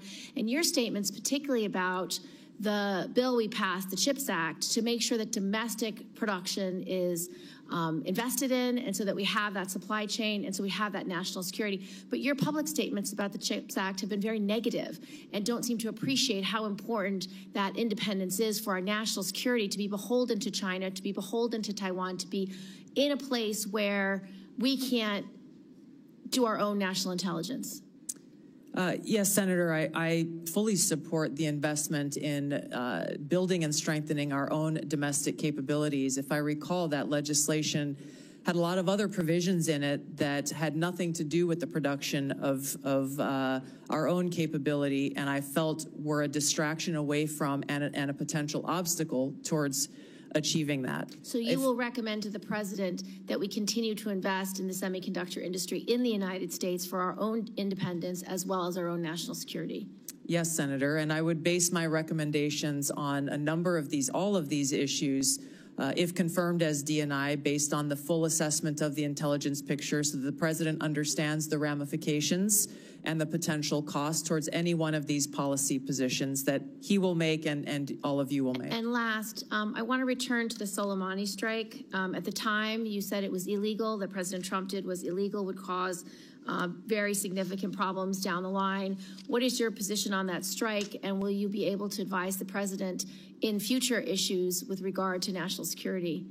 Those broader issues that I raised with regard to war powers, I have been consistent on. I didn't have access to all of the information behind that strike at the time, and my concerns were that that may be an escalatory action. President Trump was right. There was no escalation beyond that, and his policies towards Iran turned out to be very effective for our own national security. Thank you, Senator Gillibrand. Do you disagree with the president taking away the protection for those who are now being targeted in retaliation for the Soleimani strike, such as previous Secretary Pompeo? Senator, I can't answer that without being able to look at the intelligence assessment and the threat assessment for that or other decisions. Thank you, Senator Gillibrand. Senator Young. Tulsi, good to see you. We had a nice visit in the office. Thank you. Appreciate you being here today. It was clear from that visit in the office that we share a lot of concerns about ill-advised foreign regime change interventions, about the weaponization in certain instances of our domestic law enforcement and intel authorities. Let me talk about something, Edward Snowden, on which we may not agree. It's been recognized he fled overseas with the numbers 1.5 million classified documents. He shared them with the press. He absconded to China and Russia. Do you have any response to the bipartisan findings of the House Intel Committee, which stated that, quote, Snowden caused tremendous damage to national security, unquote, including to military, defense, and intelligence programs of great interest to America's adversaries? I'll give you an opportunity to respond, hopefully briefly. Thank you, Senator. As I've said before, Edward Snowden broke the law, and I do not agree with how he chose to release information and the extent of the information and intelligence that he released. It's my focus on the future, and I think we can all agree that we do not want to have another Snowden-type leak, and I've laid out specific actions, if confirmed as DNI, to do that. Okay. Well, it's notable you didn't say, yes, it clearly hurt in various ways our national security. The same House committee also reported that based on DOD assessments, should the Chinese or Russians access certain documents relating to DOD capabilities that we know Snowden stole, quote, American troops will be at greater risk in any future conflict, unquote. Do you have any reflection on this assessment? I would be very concerned about that. I have not had access to the information or intelligence that led to that assessment, but anything that puts our men and women in uniform unnecessarily at risk should be a grave concern. Yeah. I share that sentiment as a former Marine Corps intelligence officer. When we find that Americans, whether private citizens or contractors or uniformed personnel, have shared sensitive designs about military technology or plans to a foreign government, however well-intentioned, we rightfully throw the book at them. Snowden did just that, yet you have argued and many times that he should be pardoned. You introduced legislation, as has been discussed here. He's been able to publicly hide, as I see it, behind this facade of being a so-called whistleblower. But he likely endangered American lives through his actions. So as the leader of the intelligence community, how would you think you would be received based on some of these past actions to support or even to pardon Edward Snowden? Rank and file intelligence analysts and intelligence professionals. How do you think it'll be received? I'm grateful, Senator, to have received letters of endorsement and support from many current and former individuals who've worked within the intelligence community, those who've worked or are still working within our military, because I believe they trust that my goal, my sole goal and interest is in our nation's security and upholding our oath to the Constitution. And they trust that if confirmed as Director of National Intelligence, I will take the very specific steps that I have laid out in informing every single person within the intelligence community about the legal pathways they have to blow the whistle or to bring any concerns to the forefront, to include coming directly to members of Congress, to limit access so that we don't have people who are E3s or E4s or people in any situation taking it upon themselves to release classified information, giving them a direct line to me to once again make sure that we are all fulfilling our responsibility to ensure our national security and uphold our Constitution. Thank you. Tulsi, was Edward Snowden false to an obligation or false to a duty? I don't understand what you're saying. False? Yes. Did he betray a duty? But did he betray the trust of the American people? Which is, according to Merriam-Webster, that's the definition of a traitor. Edward Snowden broke the law, and he released this information in a way that he should not have. He also acknowledged and exposed information that was unconstitutional, which drove a lot of the reforms that this body has made over the years to make sure that Americans' constitutional rights are protected. Well, for what it's worth, Mr. Snowden is watching these proceedings. He's posted on social media even, indicating that Tulsi Gabbard should indicate that I harmed national security. This may be the rare instance in which I agree with Mr. Snowden. I think it would befit you and be helpful to the way you are perceived by members of the intelligence community if you would at least acknowledge that the greatest whistleblower in American history, so-called, harmed national security by breaking the laws of the land around our intel authorities. So thank you for being here. Thank you. Thanks, Senator Young. Senator Kelly. Thank you, Mr. Chairman. Colonel Gabbard, I want to first say thank you for your service to this country. Likewise. In Congress and in the Army. And thank you for meeting with me a couple of weeks ago, and thank you for being here today. You're nominated to lead and coordinate across the intelligence community's numerous sources of collection and analytic capabilities.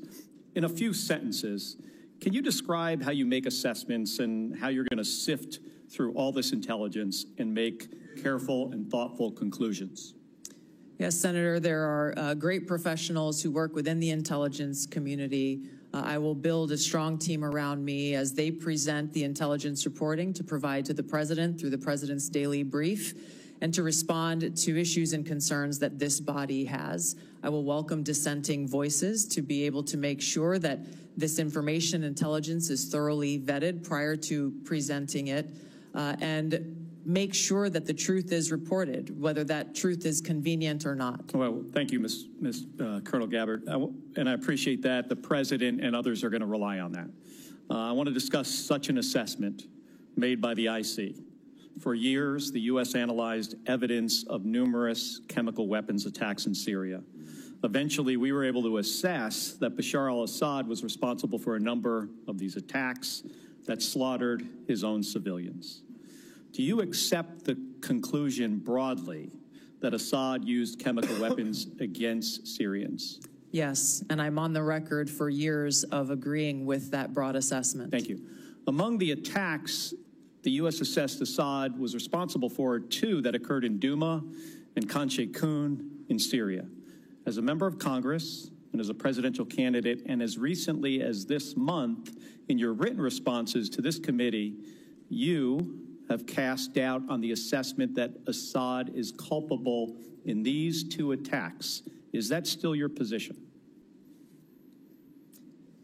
Senator, I raised those questions given conflicting information and evidence that was presented at that time. Well, thank you. So, to help inform the public, the Trump administration released declassified intelligence in 2017 and again in 2018, showing how experts analyzed multiple types of evidence, satellite imagery, medical experts' witnesses, describing sources and showing the reasoning used to determine Assad's culpability in using these chemical weapons, including in Douma and Khan Sheikhoun in these attacks, the ones that you questioned. I have two documents I want to submit for the record, Mr. Chairman.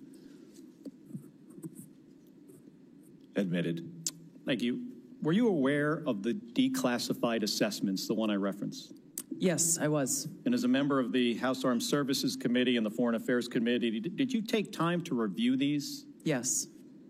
Okay, thank you. And can you explain to me then why you doubted the intelligence community's conclusions in these two cases, Douma and Khan Sheikhoun, but not the others? And please be specific.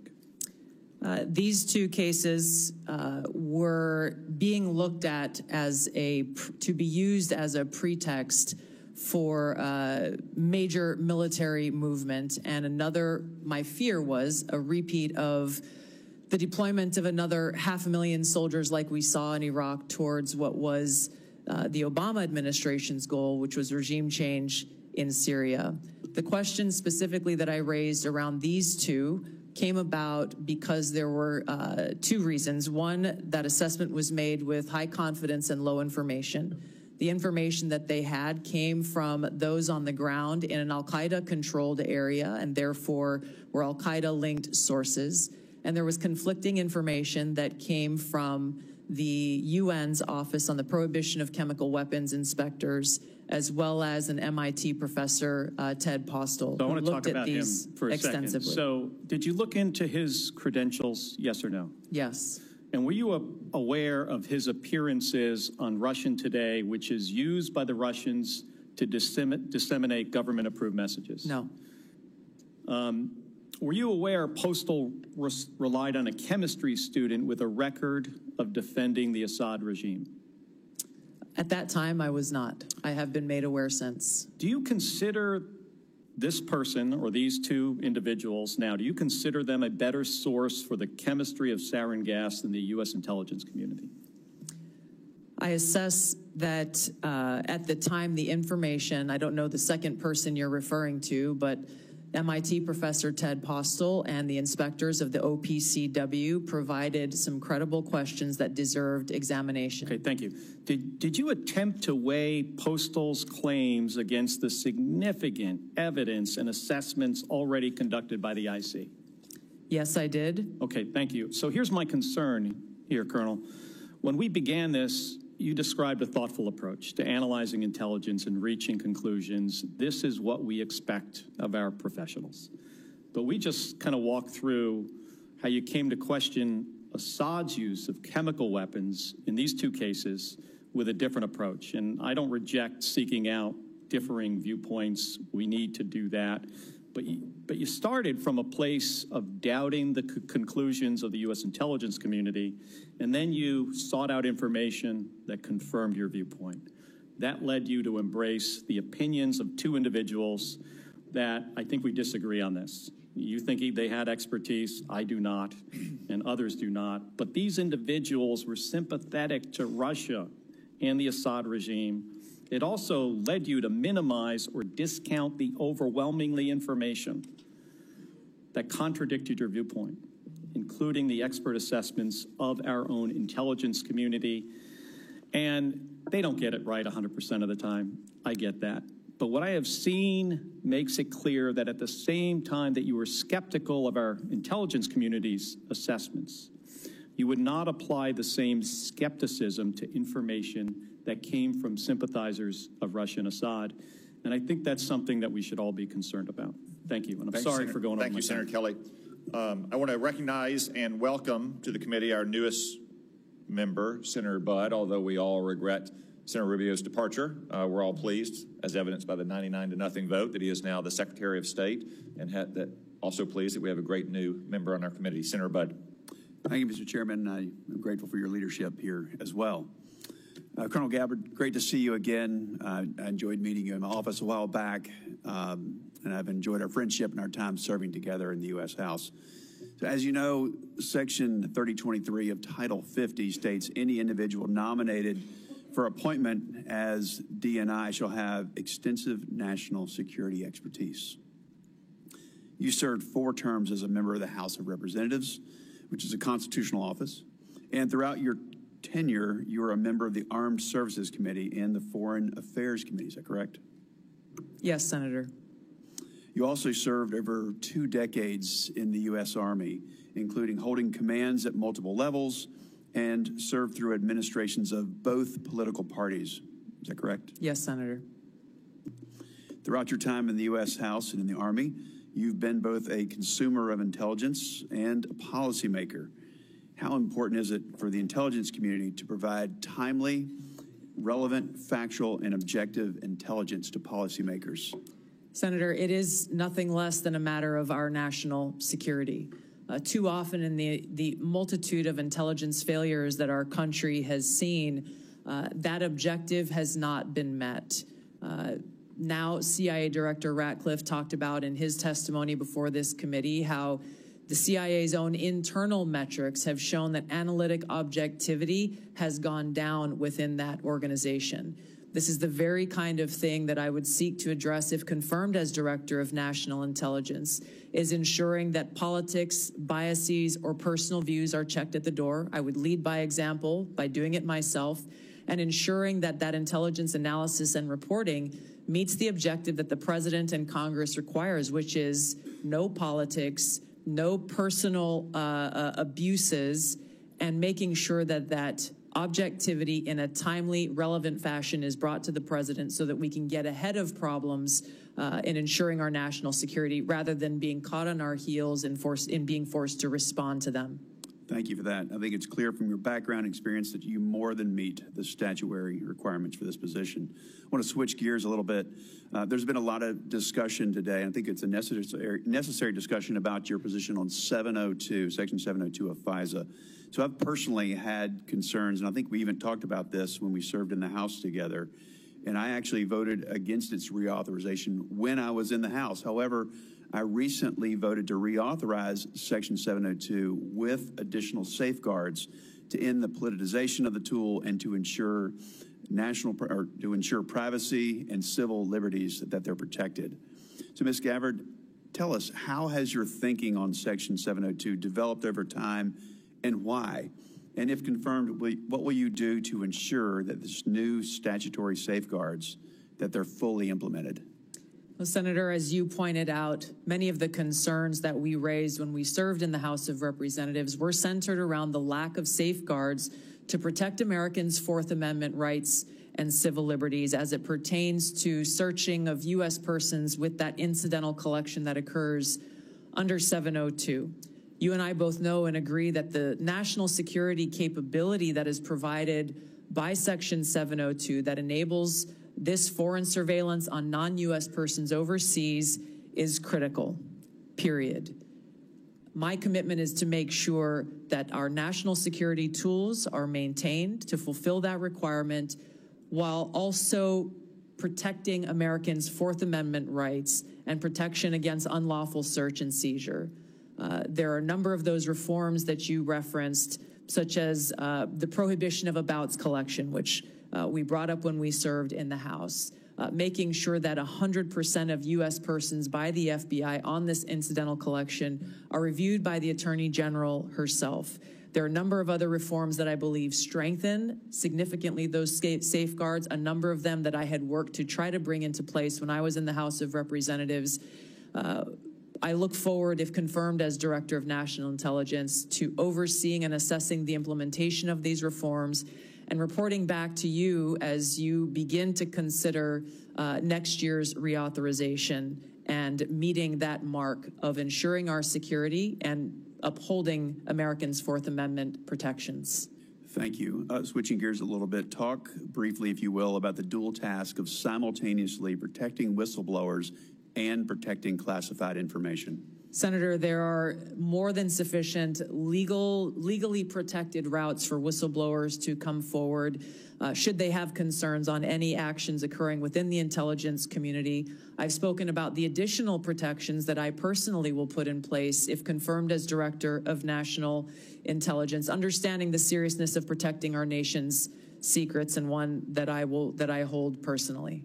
Thank you. Sure. Thank you. Thank you, Senator Budd. I will recognize Senator Wicker, an ex officio member of our committee, which is Latin for so powerful a man he can go to any committee he wants and ask questions anytime. I look at it differently, Mr. Chairman. I think what you're saying is that I'm the only non-voting member of this committee that's here at this hearing, and I've been at an Armed Services Committee hearing most of the morning.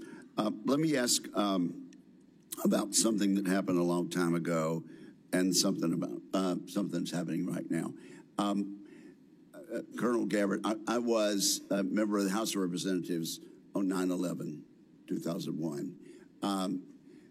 As a matter of fact, I was at the Pentagon that very morning when the attacks happened. Where were you when 9/11? We all remember where we were. Yes, I was in Hawaii. There was a 5 or 6 hour time difference. And so when I woke up that morning, it was several hours, and I remember the first thing I saw in waking up was that horrific footage of those airplanes attacking the Twin Towers in New York City. And I think you obviously have read a lot about it during the 24 plus years since that, and most Americans have. There's a general consensus that there was a massive intelligence failure that's caught us all by surprise, even though the World Trade Center had been attacked earlier. Do you do you think stovepiping was a problem in our intelligence failure?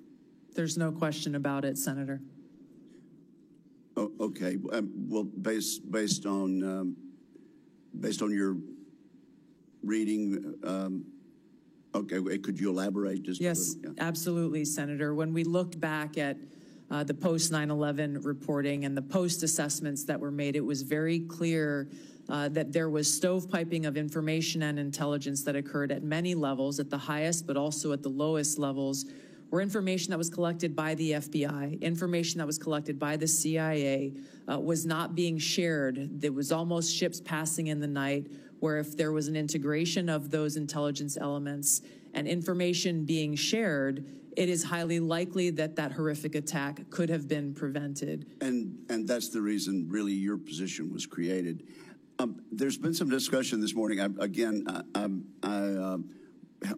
have not been able to listen in, but I understand there's been some discussion about reforming the Office of D&I to eliminate redundancy and increase effectiveness. Do you worry that in doing so, we might be getting back to the same problem that we had in 2001? The problem that we had in 2001, Senator, remains at the forefront of my mind. And as you said, this is exactly why the OD&I was created. Given my limited vantage point not being in this seat, I am concerned that there are still problems with stovepiping that need to be addressed. And in some cases, my concern would be that unnecessary bureaucratic layers may be contributing to that problem.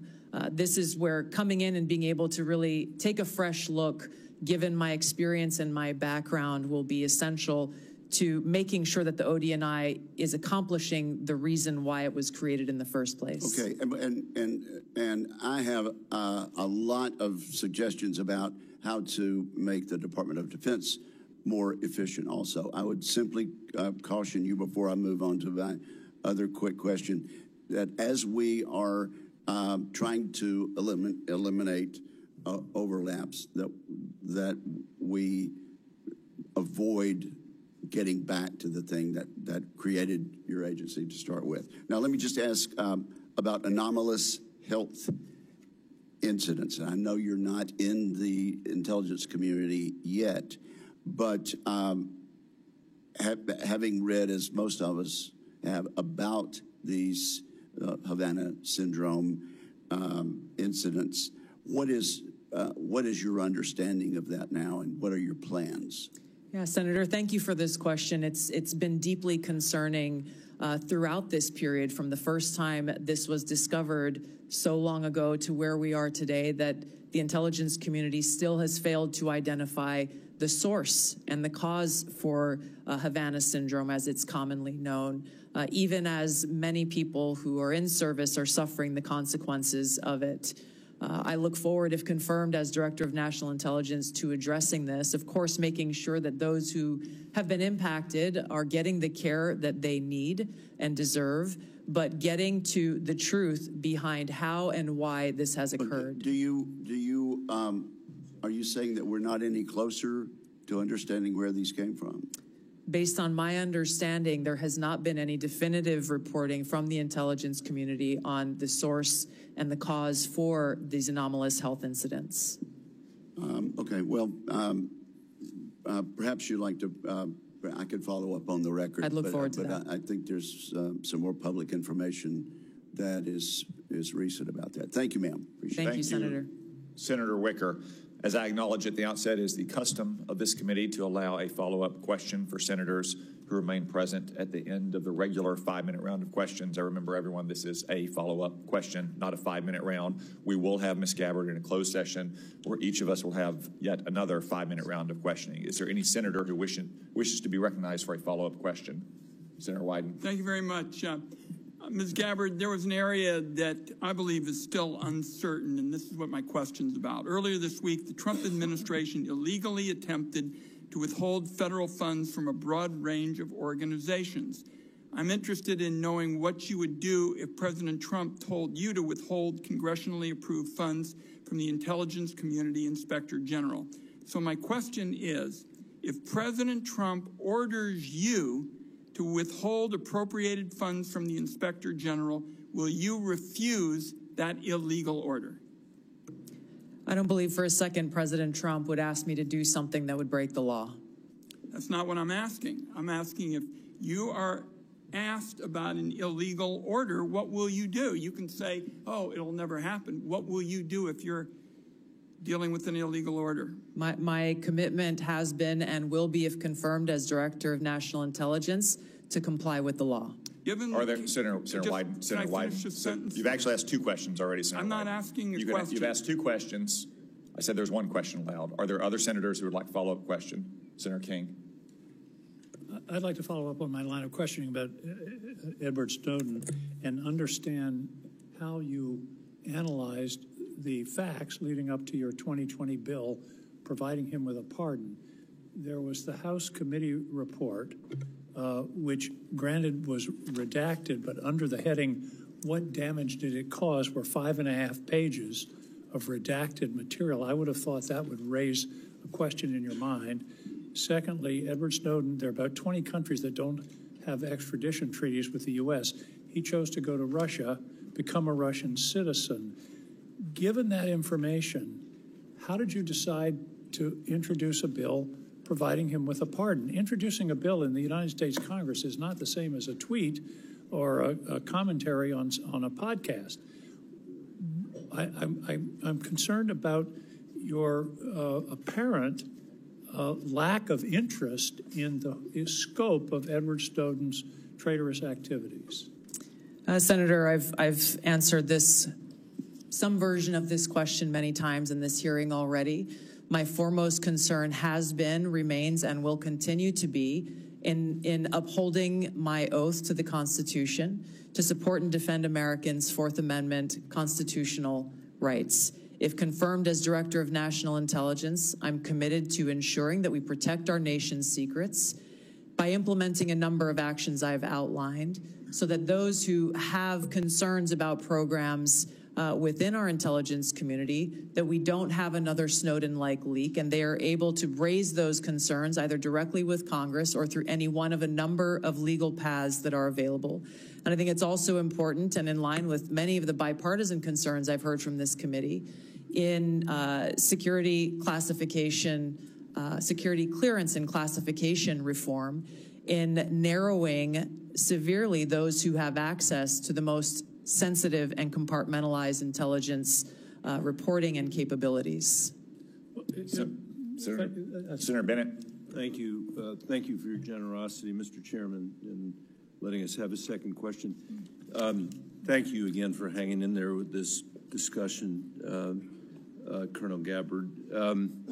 The House Intelligence Committee review of the Snowden disclosures found not only that he was a traitor, but that since Snowden's arrival in Moscow, he has had and continues to have contact with Russian intelligence services. You can see the deep concern on both sides of the aisle here. You had in your opening statement all kinds of complaints about former officials in the intelligence agencies, the United States press, the journalists, the media, Democrats,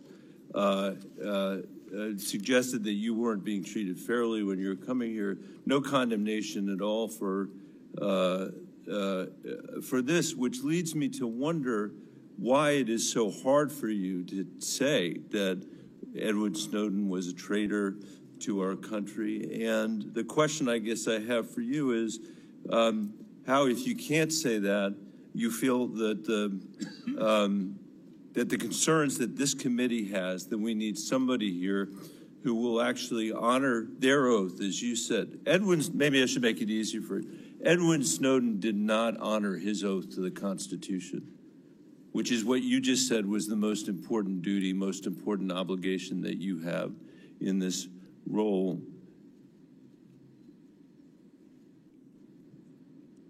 Why is he being treated like a folk hero by you instead of the traitor that he was? Senator, as I said, my focus and what should be of relevance to all of you and everyone watching is what I will do as Director of National Intelligence to work with you to make sure there's not another Snowden-like leak, given the paramount importance of our national security and keeping our nation's secrets. I've laid out a number of ways that I intend to do that, if confirmed, in fulfilling my responsibility in this role. Thank you, Mr. Chairman. Senator Gillibrand. Thank you, Mr. Chairman. I just wanted to continue along with regard to China, because it's such an important part of your portfolio. And I know on armed services, you've had hearings over the last 15 years about their architecture and how they're building up space capabilities, sea capabilities, Air Force capabilities, every type of capability they possibly could. And that aligned with their malign foreign influence and with their ambition with regard to Taiwan. It just creates a very dangerous scenario and concerning one. And so I wanted to ask you about Japan, because recently, about a year and a half ago, 13 months ago, you said that you didn't think it was wise to allow Japan to build up their own defense architecture. And you thought it was short-sighted. Can you speak a little bit about that? Because our alliance with Japan is so important in our ability to defend against malign activities of China, not only geographically, but because for the last 50 years, they've been close allies, allies that we rely on. We share intelligence, we share operations. They are a great ally. So what was your concern about? And have you had any views that have shifted in that regard? Yeah, thank you for the question, Senator. I agree. Japan has been a strong ally of the United States in a different capacity as a member of the Hawaii National Guard. I've gone and conducted training missions in Japan with the Japanese Self-Defense Force. Their forces and their constitution has been primarily focused on self-defense.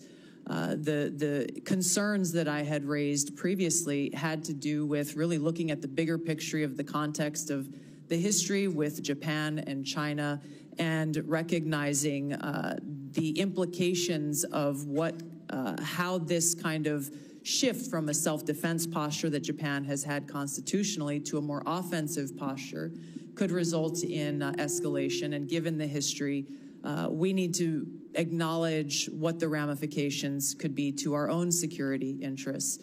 And that's something that I am looking forward to being able to provide to all of you and to the President, if confirmed as Director of National Intelligence, is that in-depth analysis and assessment so that various policies or actions that you all or the President are considering are fully thought through, given that broader context of nuance of history and the complexities that exist within the Asia-Pacific region. Having grown up there, I'm very familiar with. But you do Thank you, Senator Gillibrand. Okay. Senator Kelly. Thank you, Mr. Chairman. Colonel Gabbard, when Russia was denying Assad's use of chemical weapons, they accused the U.S. of supporting terrorists. This is a line that Putin used frequently during the Syrian civil war as he supported Assad. Syrian officials made similar comments. They did it repeatedly. They did it in public. They did it at the United Nations. In 2016, you gave an interview in which you said, and this is a quote, "The U.S. is providing direct and indirect support to terrorist groups in order to overthrow the Syrian government." And in 2019, on the Democratic presidential debate stage, you said of President Trump, this is a quote, "This current president is continuing to betray us. We were supposed to be going after al-Qaeda, but over years now, not only have we not gone after al-Qaeda, our president is supporting al-Qaeda." So I'm interested to hear, what was your goal in saying these things? And did you consider, before saying them, the motives of Iran and Russia, what their motives might have been before making these claims? Senator, as someone who enlisted in the military specifically because of al-Qaeda's terrorist attack on 9/11 and committing myself and my life to doing what I could to defeat these terrorists, it was shocking and a betrayal to me and every person who was killed on 9/11, their families and my brothers and sisters in uniform. When, as a member of Congress, I learned about President Obama's dual programs that he had begun really to overthrow the regime of Syria, and being willing to, through the CIA's timber sycamore program that has now been made public of working with and arming and equipping al-Qaeda in an effort to overthrow that regime, starting yet another regime change war in the Middle East. DoD train and equip program, again, begun under President Obama, is widely been known, looked at, and studied, that ultimately resulted in over $500 million being used to train who they called moderate rebels, but were actually fighters working with and aligned with al-Qaeda's affiliate on the ground in Syria, all to move forward with their regime change and not acknowledging what was obvious at the time and what has unfortunately borne true, which was that a regime change war in Syria, much like the regime change wars in Iraq, the toppling of Gaddafi and Mubarak, while these are all dictators, would likely result in the rise of Islamist extremists like al-Qaeda taking power. I shed no tears for the fall of the Assad regime, but today we have an Islamist extremist who is now in charge of Syria, as I said, who danced on the streets to celebrate the 9/11 attack, who ruled over Idlib with an Islamist extremist governance, and who has already begun to persecute and kill and arrest religious minorities like Christians in Syria. I understand. Why that should be acceptable to anyone is beyond me. It should is be. certainly and not I understand, in our interest. I appreciate your answer, and thank you. My concern has to do with the tendency to repeat Russian and Syrian, and even in some cases, I think we'll get into in the closed session, Iranian information, and to discount what comes from our intelligence community. Senator, every American deserves to know that people in our own government were providing support to our sworn enemy, al-Qaeda. That should not be acceptable by anyone. Thank you, Senator Kelly. Ms. Gabbard. In conclusion, Senator Warner. Yes, thank you, Mr. Chairman. You know, one of the things I love about this committee, and I know folks who are here from Ms. Gabbard may not fully realize, but this has always been a bipartisan committee. And, you know, my friend Richard Burr, who said we always kind of followed the truth. One of the things I was always proud of in the very challenging Russia investigation was, you know, people would come in, they didn't know whether the staffer was a Democrat or Republican because we were all looking out for the same thing. Ms. Gabbard, I support and commend you for your service. But we have heard this morning taking some individuals' advice on chemical attacks, not taking American intelligence community that, as we subsequently discovered, had iffy ties, not enough due diligence. We've heard this morning on your trip to Lebanon that you weren't fully aware that the folks who originally paid for the trip had these relations and ties to this Syrian party. I know I've asked you, and I understand on the trip that you said you met with Shia religious figures and you didn't know who were there, who they were. I can understand that, although I can't imagine Shia religious figures that in the Bekaa Valley that didn't have ties to Hezbollah. And we can have a difference of opinion on TikTok. The chairman and I feel very strongly that it is a national security threat. On 702, I'm candidly confused. I thought you answered Senator Wyden you're in favor of a warrant. Senator Cornyn, I thought you backed off of that. And then on Edward Snowden, you won't back off of Brave. You won't back off of your legislation. You won't call him a traitor. And I think, again, about this is being watched by our allies around the world. I think even RT's been tweeting about it today, blasting me. And the men and women of the intelligence community. I don't know how they're going to have confidence that if under your leadership, if somebody else stepped out, that you wouldn't take the same position that you've not walked away from on Mr. Snowden. So I guess my last question, this is one I think was in some of the press, and I believe you and your husband took a trip to Rome last summer, and you know I'm not talking about the conference.